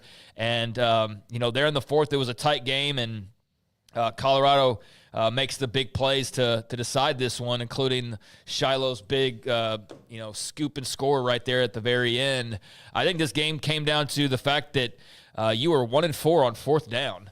I mean, that's the first stat that I look at. You were 9 of 20 on third down, but you were 1-4 on fourth down, and in some pretty big situations. I mean, yardage-wise, average-wise, you definitely ran the ball a lot more, but you're going to when you have Taj Brooks and they don't have a run game to speak of. But you had 3 turnovers in this game, and you were 1 for 4 on fourth down. That's the game. That's the game. 3 turnovers to none, 1-4 on fourth down. And one of them was a fake punt that went awry, right? And one of them was a fake punt, a crucial situation that a lot of people have called out since that time because obviously after the fact. That was ultimately what this boiled down to. And, it was a very tough loss, especially being at home. They get a break. They probably need one at this point because it's been a rough stretch here where you've now lost 3 out of your last 4. Thank God for pulling off that Iowa State win, or else you'd really be in the dregs right now. I still think they're a solid team. I don't think they're a really good team yet, and they won't be this year. I don't know about in the future, but they still can go beat Oklahoma State in Stillwater. They can beat West Virginia at home. You can finish 8-4. I know it won't feel probably as good as it might have felt in a different way, but there's still some stuff out there. But I understand where the frustration's coming from with fans and play calling and just certain decisions and things like that, which is to be expected after a loss. But that was definitely a tough one, and one that you didn't even so much get outplayed as you just didn't play well in certain areas, and you cost yourself the game with the turnovers and some of the decisions on fourth down. Yeah, a couple of home losses, right? Baylor, which had to be a stunning loss for them at the time with where Baylor was, and then this one here where you opened up a 13-0 lead, and it was good. Maybe it could have been 20-0. That's the problem. But I tell you what, Colorado did not blink, and it's not about Colorado, but Texas Tech did not put that foot on their neck when they had a chance to, and give the Buffaloes, Shedeur and company, credit for that. Now, when they got out 13-0, I was like, damn, man. This could be that, yeah. But then I also thought, but you better keep scoring because Shedeur's like one pass away from closing this thing. Because of the Baylor game, they're not going to give up, man. They just keep firing away. Yeah. So one of the things is that they are reaching some, I don't know, milestones, but they're reaching some things that matter by consistency. But the money that they're putting into that football program, like many others are around the country, 8 and 4 years are not enough. Joey knows that. 8 and 4 is not enough. Bowl games are okay because there's some programs that used to sleep and they made bowl games that aren't getting there. That's okay too, but it's a bigger goal. It's for him too. But yeah, I think I think this will be interesting to see how they close out the rest of the year. They're going to be fine. But yeah, they've had a couple of losing the games at home. That losing to Baylor is going to be sickening for them for a while because they have not done what Baylor's done in recent that's the years. Thing is that Baylor's won Big 12 titles, and Texas Tech has had a try in 2008, but it's been a while. Well, that's the thing is that it's been a while, or it's not even really been at all. Yeah. They've never won an outright Big 12 title. This isn't pick on Texas Tech time, but it's Joey McGuire was hired to get them over that hump, especially with Texas and Oklahoma leaving. It's like, hey, TCU's gone and made a run to the national championship game. They've won the Big 12. Baylor's won it 3 times. They went and ran out and won the Sugar Bowl. It's great to go and win the Independence Bowl and, finish 7-5 or 7-6 and, things like that. But I think now it's year 4. So it's like we need 9 wins. We need 10 wins to really see this thing taken off. And you're seeing kind of more of sort of the 7-8 barometer and whether or not they can break through that. But that was just another missed opportunity. And, obviously there's the frustrations with the Baylor game, the TCU game, but now this Colorado game as well. So you're looking around and you've won some close games, mind you, but you've also lost some close ones that would have been the difference in the frustration that is now sitting there versus, hey, man, we're like 7 or whatever the record would have been. If you flip a couple of those, what would their record be? It'd be like, well, we're like 8-2 and in the mix for the Big 12 title, but instead they're out of the race and kind of more of the same. The win against Iowa State then gave everybody hope again, right? And I just say hope, but gave everybody a chance. Well, maybe we're going to make a run. Then 13-0, and then you can't finish. So that's where we are with Texas Tech. Now let's go to TCU. Sonny Dykes has been an up and down. Like everybody, it almost seemed like almost everybody has been up and down in some particular way with little clumps of 2 and 3 losses, clumps of a win or 2 or 3 out of 4. TCU and Sonny Dykes. Yeah, they're a very up and down team. They really are. Some weeks they look like they're poised to go compete near the top, and some of the talent that they have. The talent's always there every week, but some weeks they look like they're far more capable than others, and it's just been very up and down. But they got the draw of Oklahoma State, and everybody's been up against OSU, and this was no different, and they beat them thoroughly. It was 24-0 at halftime, and Oklahoma State managed to get on the board there in the second half and get 13 points when all was said and done, but this was never really that close. And TCU's offense was just humming along, and even when Oklahoma State seemingly kind of had maybe if they get a stop here after scoring, and then TCU's like, nope, we're just going to go score again and totally eliminate that train of thought. So they played well against a team in Oklahoma State that's obviously struggling. We know that Hoover's very talented, and Savion Williams is very talented, and TCU's got talent. But they're 6-4 now. 8-4, I think, would be a really good season if they can pull that off. But you're looking at Arizona, and then at Cincinnati is your 2 games left, so that's very possible that they could go and pull that off, especially getting to this 7th win against a mightily bad Arizona squad at this point. So, yeah, I nothing too fancy here. They're a solid team, nothing more. They're now in the postseason. I should say that. They earned their bowl trip. So they are now officially in the postseason with that win over Oklahoma State, so that's always a big deal. All right, so there's TCU, there's Texas Tech. Yeah, I think, look, TCU, I'm curious to see, do they keep kind of doing the like, hey, like for the rest of the season? I think more than half the conference has done that. Yeah, but they and Texas Tech very similar to me right now. Of course, Sonny Dykes a son of Texas Tech, so maybe not that surprising. I don't know if you guys saw, I had Steven do the top 5 for me last week. Like I had a guest picker, so to speak, and Steven Simcox did it. He made a lot of points about them. Like they've got to kind of shore up their coaching staff a little bit more. Like Sonny needs to bring in some more outside voices that are not within his circle directly. He also said that from now until the portal closes, they need to make sure they keep Josh Hoover. That's their biggest thing, and make sure that everything you do, attracts people to come and play with him, because he's really a talented player who's not even scratched the surface really yet. And we've seen a lot of good stuff from him, but we've seen some stuff that's needs some time. They need to do that like Baylor with Sawyer Robertson. And I had somebody ask me about him. He's locked up. I'm pretty sure he is. But those are things you got to start to think about over the next 6 weeks. I'll say this about TC as well. For as up and down as they've appeared, that Baylor game was a walk-off loss. They don't lose that. That's 4 wins in a row for them. So they've gone on a little bit of a heater here lately where they've won 3 out of their last 4. They've gotten bowl eligible. They could finish 8-4 potentially. They'll be favored to do so. Josh Hoover's the priority, and then we'll see what kind of skill talent they possibly lose to the NFL or what have you. But they're always going to be solid. It's just a matter of kind of what the quirks are any given year, and they've definitely had some this year with the way the defense struggled early on and just some of that type of stuff. But, they took care of their business against Oklahoma State. All right, the thing I had to mention, did you know that Josh Hoover's coach in high school was Chad President? Yeah. Okay, you didn't know that. Yeah, all right. Absolutely. He was at Rockwall Heath. Yeah. Yeah, absolutely. And now Chad, of course, is at Temple High School as an offensive coordinator.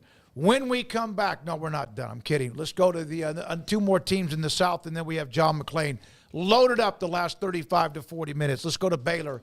Had the off week. I think it would be helpful because the 2 buys it's interesting. It's such a push. It's like when you're a basketball team, you're down 17, and it takes such a push for you to get back into the game. And then by the time you get that, not everybody has enough to continue it, and you end up losing by 10. But so much energy to get to that point. I think that's why last week was a nice thing for them. It doesn't mean they're going to win against more in West Virginia, because they never have. But, things have changed for them with what they've done with 3 consecutive wins. I think they can win out. As tough as that would be, I do think they can go win in Morgantown. I'm almost anticipating they do as of right now where we sit. But, they have played really well for the last 3 weeks, got the break, should be rested up, should be as healthy as they could possibly be down the stretch. And I like their chances this weekend. I like the direction they're heading. But I also know that could flip on a dime if you lose out, which is entirely possible because you've got to go to Morgantown. You've never won there before. You go to Houston. They've given teams nightmares this year with their defense. And then Kansas, who suddenly looks like they might be the hottest team in the Big 12. So there's not a guaranteed win on that schedule. But that's what's going to be hanging over their heads now is where's that next win? 6 wins. You want more than that, but 6 wins is at least a barometer that you have to reach. So all right. You don't want to lose this weekend, and all of a sudden you got to win one of these last 2, and then all of a sudden you lose again. You're like, we got to win this one, and then then you're out because all that goodwill will just completely dissipate. There you go. All the goodwill you built up by winning 3 in a row when everyone giving up on you. All of a sudden could dissipate or disappear, and next thing you know, then you wonder about the future. Yeah, absolutely. So, no, I think they got to get it done this week in a way that there's just kind of double bonus points on it, right? Because you can finally win in Morgantown, and you can also take the pressure off your poor coaching staff, who has clearly done yeoman's work to get them back to where they are. I don't think the coaching staff is legitimately in trouble anymore, but to shut out all the outside noise, that'd be really great. Yep. All right. And then finally, Oklahoma State, which we spent a lot of time on with Brett McMurphy. We know their story. 7 losses in the conference. They're not going to a bowl game. The win streak of Gundy's going to end at 18, and they have just, man, they and you wonder if they're just mentally and physically out of gas. Yeah, it just feels like they need to get to the offseason. 7 losses in a row, I mean, for anybody is just that's a tough pill to swallow. This one not particularly close in any way, as you were shut out entirely in the first half, and just not having a good time, guys, is basically where we are with Oklahoma State now. You did have Ollie Gordon get over 100 yards, which seems like that's been even rare to see that this year, when that seemed like the most sure possible thing that you would see. I think Dejon Stribling's still a really good player. They've got some individual talents, but team-wise, it's a complete mess, and it's not going to get fixed this year. So just a matter of now how they close out these final 2 games. They get a break this weekend, and then they get Texas Tech, who will be chomping at the bit, and then they go to Colorado. So you're staring at starting off 3-0 and finishing 3-9. You're staring that very squarely in the face at the moment. Yep. And that is the Big 12 South. Paul, you want to put a capper on it? No, they're just so bad right now. When we come back, John McLean on the NFL and much more. Texans, of course, playing the Cowboys next and coming off a disastrous ending to their game after they led at one point, what was it, like 20-something to 6 or whatever the score was, and lost. Speaking of running out of gas, but they're pretty good. We'll talk with John McLean, then SMU's Rhett Lashley, and Paul's Top 5. This is 365 Sports. Waco Custom Marketplace, your hometown grocery store, 425 Lake Air Drive in Waco. I went by there today, picked up some product, starting to put together what I want during the month between around Thanksgiving and also the New Year's. I've already got my turkey and a few other things, so I went by there to get what I wanted from their products. Right now, they have holiday items on sale. Half spiral hams, 8 to 10 pounds for $4.20 a pound. Bone-in and pit hams at $4.05 and $4.30 a pound. Also, raw turkeys, whole raw turkeys, is $1.69 a pound. Some of them up to 14 to 16 pounds. And smoked turkeys available from 9 to 12 pounds for $4.79 a pound. Mini pit hams. You can call them at Waco Custom Marketplace. All items in stock starting now. In fact, started a week ago, so you could even order ahead if you want. Waco Custom Marketplace, your full-service butcher shop and bakery. All of the knickknacks you need, from canned goods to pasta. And, of course, fresh-baked kolaches and bread every single day. And the marinades and seasonings, if you want to juice up that turkey or whatever it might be, they can help you with that. It's Waco Custom Marketplace, 425 Lake Air Drive in Waco. Hi, I'm Dana Hassel, President and CEO of American Bank. Waco is a great place for business, and for more than 70 years, American Bank has been the bank for business. We continue to invest in our growing community with state-of-the-art branches conveniently located to serve you within minutes. Our experienced bankers, lenders, and decision makers work directly with business owners like you every day, providing tailored solutions, timely answers, and local insights face-to-face. Schedule a meeting with one of our bankers today and find out what makes American Bank the bank for your business. Member FDIC. How did Edward Jones become one of the biggest financial service companies in the world? By not acting that way. Financial strategies, one-on-one advice, it's a big difference. And that's why Brad Wilson, your Edward Jones financial advisor, makes sense of investing. Experience the difference for yourself. Brad Wilson, 250 Shehan Drive in Woodway, 254-776-4337. Edward Jones, member SIPC. Ready to take your business to the next level? Carrion Solutions has got you covered. We deliver world-class IT consulting, including Quest On Demand and Migration Manager, M365 and Exchange migrations, Active Directory assessments, security hardening, and Windows Server upgrades. Our experts specialize in consulting, monitoring, support, and managed IT services. We promise vision, professionalism, and unbeatable value. Satisfaction guaranteed. If you're not happy, we make it right. Remember the name Carrion Solutions. For more info, email sales@carrionsolutions.com or visit carrionsolutions.com. That's CARRION solutions.com. Carrion Solutions IT success guaranteed. With so many companies and policies out there, it gets so confusing shopping for insurance, and I never know if I'm getting the policy that's right for me. Luckily, I met the team at the Niche Group Insurance Agency. With the Niche Group, you can go to one company and get access to coverage options from many insurance carriers, and you get to speak to a real person about your specific coverage needs. With the Niche Group, I know I'm getting the right coverage at the right price. If you need insurance, talk to the experts at the Niche Group at 1-800-258-8302. He is to humanity what bacon is to breakfast. He is allowed to use his cell phone on an airplane. He is Cesar Leal of Leal's Mexican Restaurant. I don't always eat Mexican food, but when I do, I prefer Leal. Leal's Mexican Restaurant, 9000 Panther Drive in Woodway, 254-772-8140.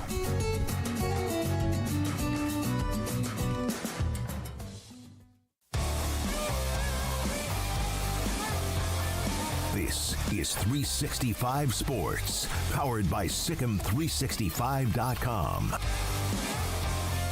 The 5 o'clock hour is sponsored by Edward Jones Investments with financial advisor Brad Wilson. Investing is time and experience back to you and your money during today's changing times. Edward Jones, making sense of investing.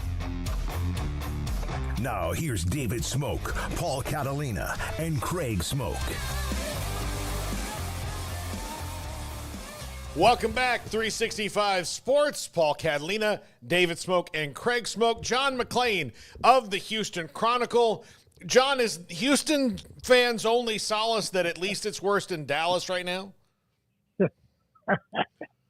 HoustonTexans.com, but that's okay. No, sorry. The Cowboys, of course, you guys know, have lost 3 in a row. Texans have lost 3 of 4. They can't score in the second half. They were beating the Lions 23-7, and they have not scored a touchdown in the second half in the last 4 games and 5 of the last 6. Their worst quarter is the third. The Cowboys' worst quarter is the third. And I tell you what, I'm worried about is one of these teams going to get the moonlight in their eyes. Yeah, right. We're talking about that, John. How legit is I guess when your best wide receiver says, like, hey, it's a problem, that's probably worth listening. I mean, what do you just make of this entire curtain circus and Jerry and just where Dallas is at the moment? Well, have we ever heard this talked about before? I don't think so. The sunlight has been brought up in Dallas a few times, but I don't know if it's ever really traveled outside those boundaries. Yeah, and Kellen Moore said today when he was asked about it, he said, as an offensive coordinator and play caller, you have to adjust knowing when the sun is going to be shining where. And I don't remember them ever having a big issue when Moore was there. You know, he was under a lot of criticism a lot because of the offense or the way they were losing, but it wasn't like the sun got in my eyes. And it seems like it's just kind of a natural thing, so Cowboy-like this season, which has just been a disaster. But now, of course, my goodness, it's going to be, everybody's going to be talking about it next time they're home, not this one, because it gets dark so early.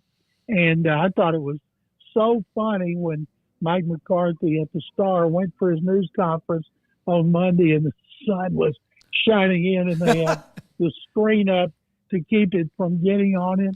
And he just stood there laughing because he knew about the irony of that whole situation. Only the Cowboys, though, could have – I know that there's some quirks in other places, but this becomes such a big deal because it's Dallas, right? Absolutely, David. Because it's the Cowboys, it's magnified. They're the most popular team in the league, whether they win, lose, or draw. And there's jokes about placing them out of Thanksgiving because they're so bad. But on the other hand, they will have the biggest ratings no matter who else plays on Thanksgiving. And a lot of people like to see the Cowboys suffer. It's not just that they like them. A lot of them hate them, and they want to see them get kicked when they're down. If they were to come back with Cooper Rush, and I do believe Trey Lance is destined to start soon, and beat the Texans, it would be panic city here.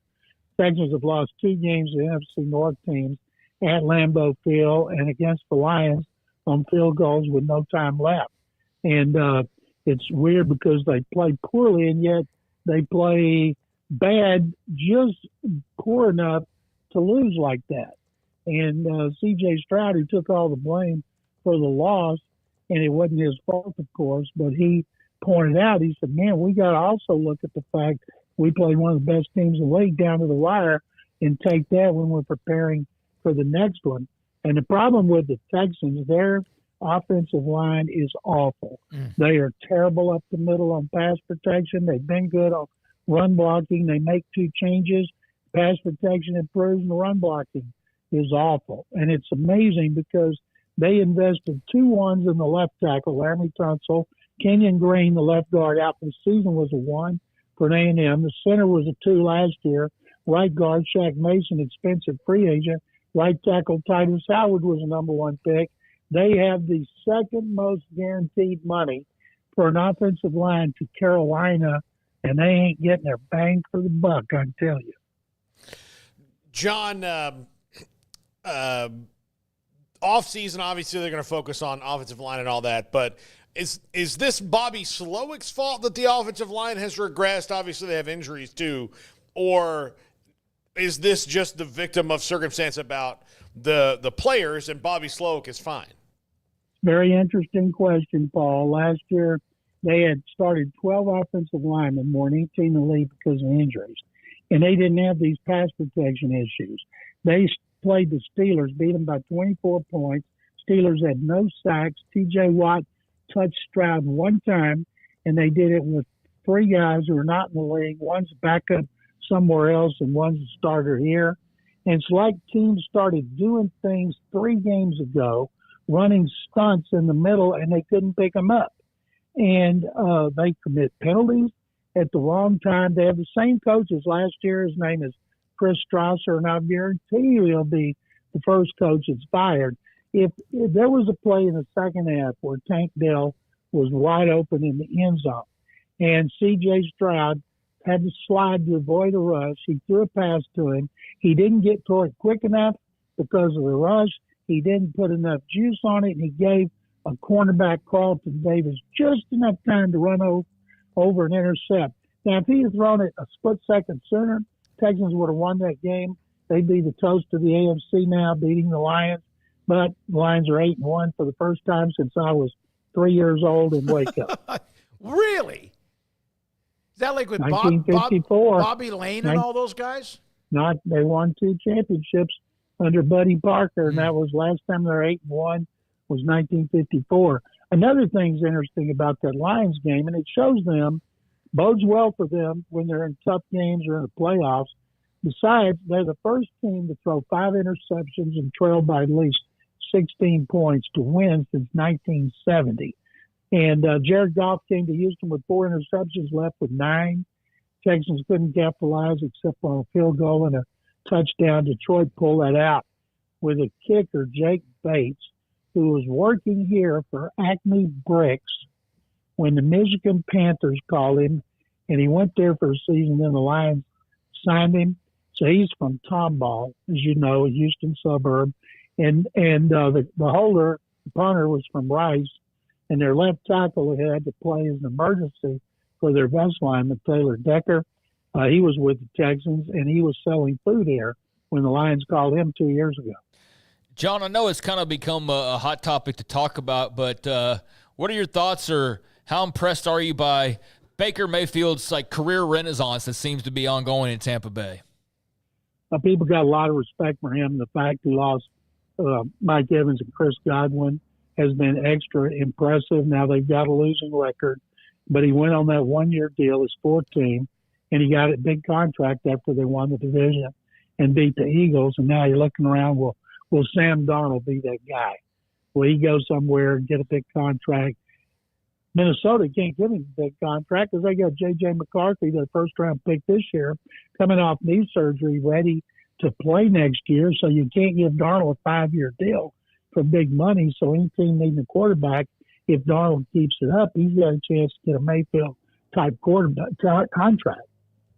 John McLean, Hall of Fame columnist, with us on 365 Sports. John, what was your reaction on Monday at Gonzaga? with Baylor basketball. We had you on the next day, but they did bounce back with the win against Arkansas and Calipari on Saturday evening. Yeah, I'm so happy about that. I think isn't that 3 in a row they've beaten Calipari. Calipari had a great quote afterward that he talked to Mark Pugh, the Gonzaga coach, about that game, and he's like lamenting, now we got a plan. Because he knew Scott Drew would have them bouncing back from that embarrassing loss, and we might look back on that loss and think it ultimately was good. When I watch all the new players they have, that is hard for a coaching staff because you don't know them very well. You've got to know them better. These next 2 games are, against tomato cans, but they're still going to watch these guys and learn. And I love watching the new guys. And hopefully by the time they play in the Big 12, toughest conference in NCAA, that they'll be a more cohesive unit. But they're exciting. I bet you Miami is missing O'Neal. My goodness, that guy's a beast. It's almost like he ought to be able to get a rebound anytime. He knows how to throw his weight around. Yes, he does. John, I have one more NFL question.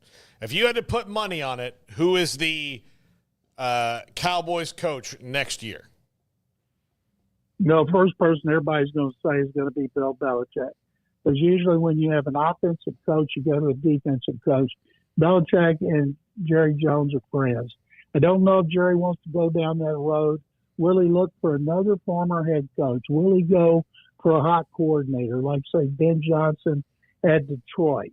Nobody knows, but I'm thinking, he's like older guys that he knew.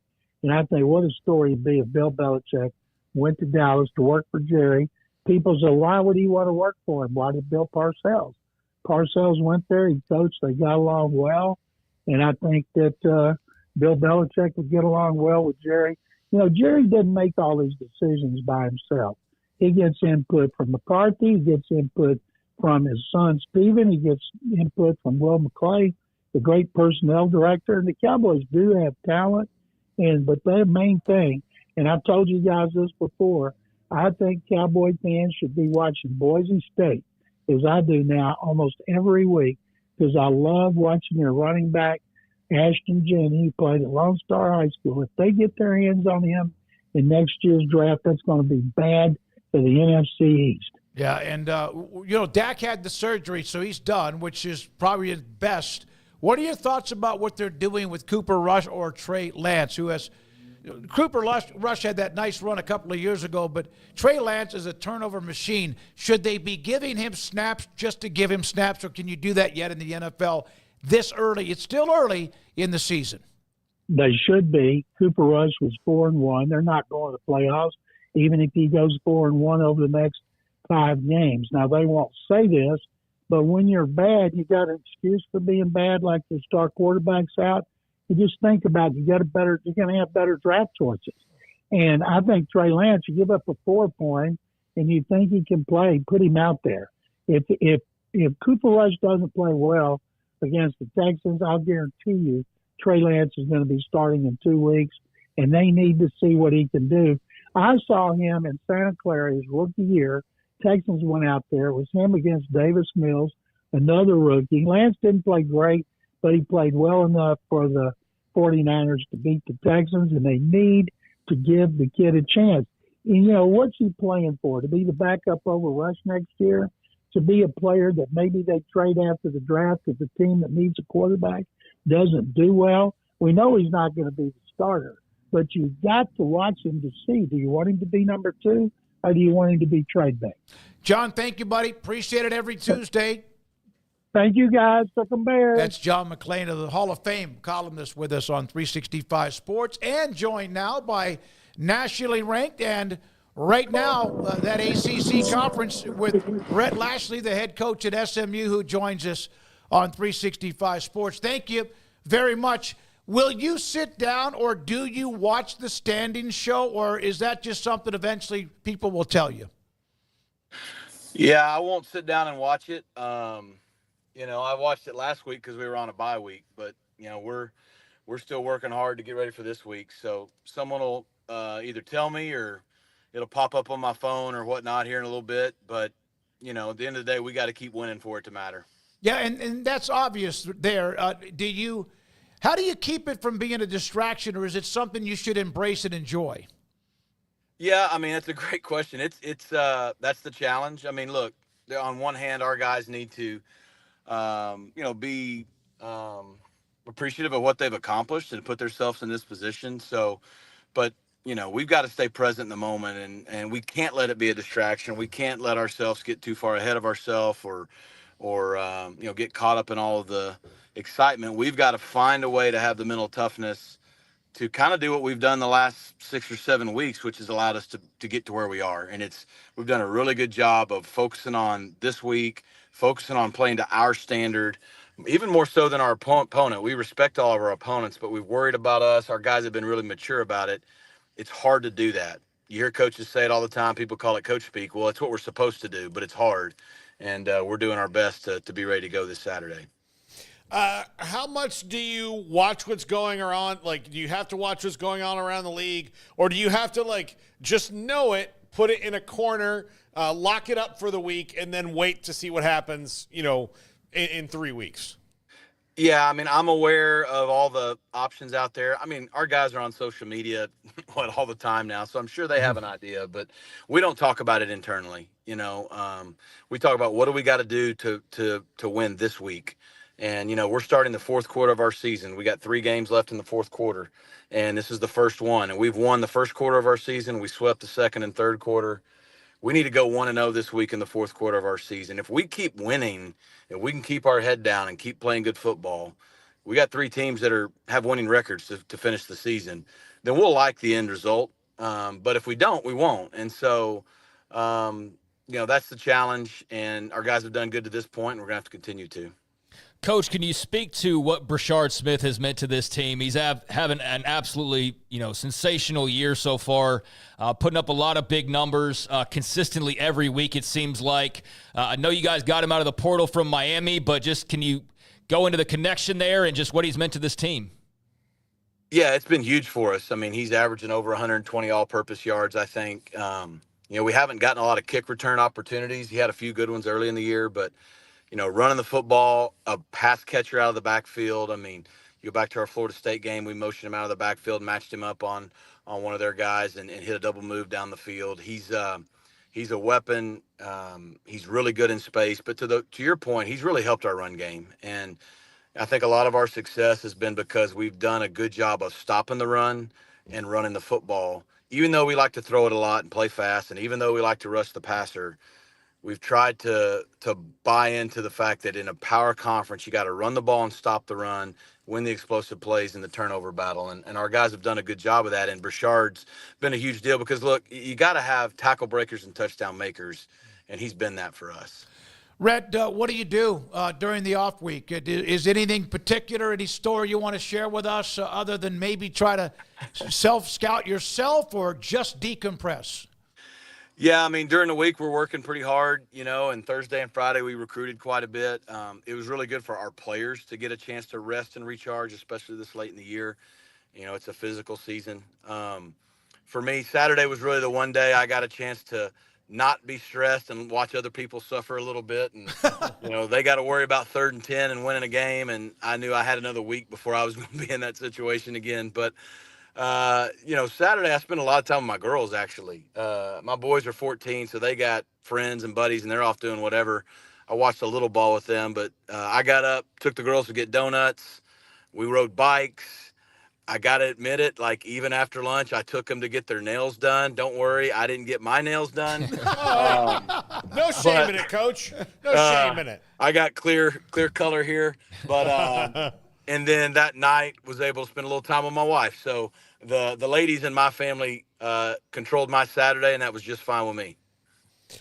Coach, Kevin Jennings stepped in this year. He'd started before, but he wasn't the starter when the season started. We had him on. He's one of the most clear-headed leaders you can kind of see. You can see that from him.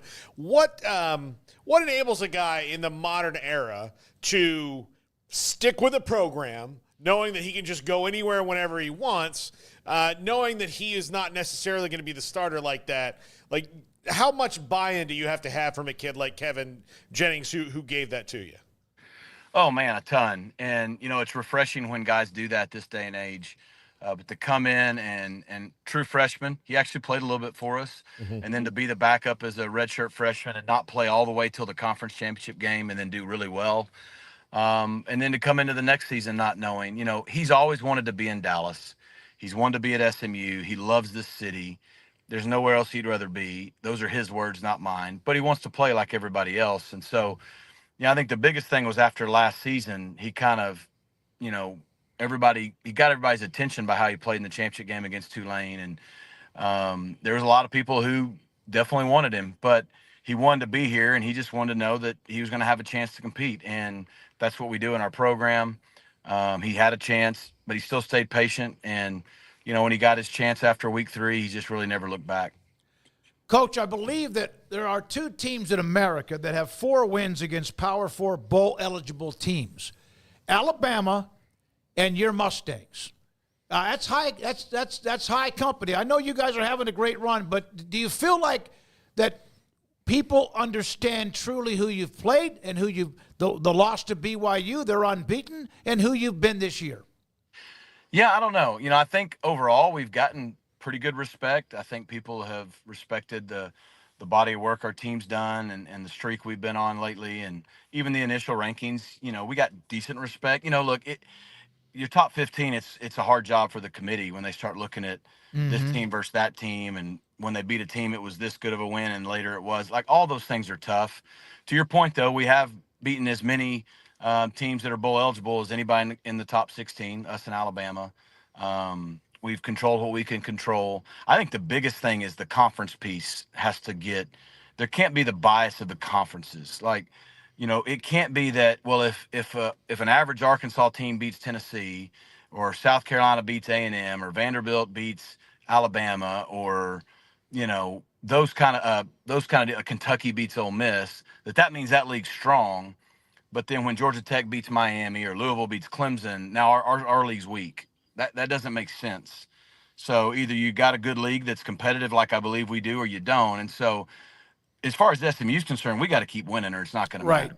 Right. So I'm not opining for us, and I'm not even like, I think there's 4 really good leagues and there's a lot of teams that are deserving and a lot of teams that deserve to be in there.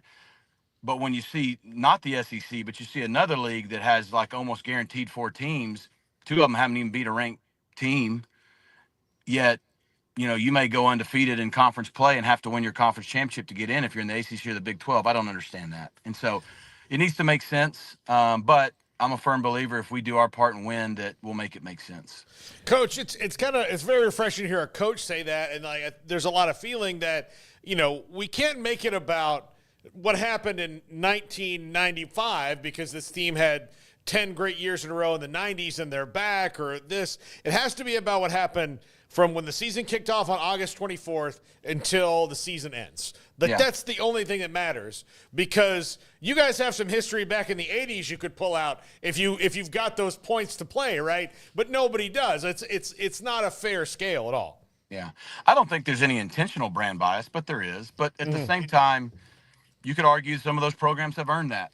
You know what I mean? By their resume and their history and tradition. So, look, we're trying to get into that stage of our program again. And, look, if we can consistently win over several years, maybe we'll get that benefit someday. But right now I know this. We're in the conversation. We're going to be playing in middle of November with an opportunity to continue to compete, to play for an ACC championship.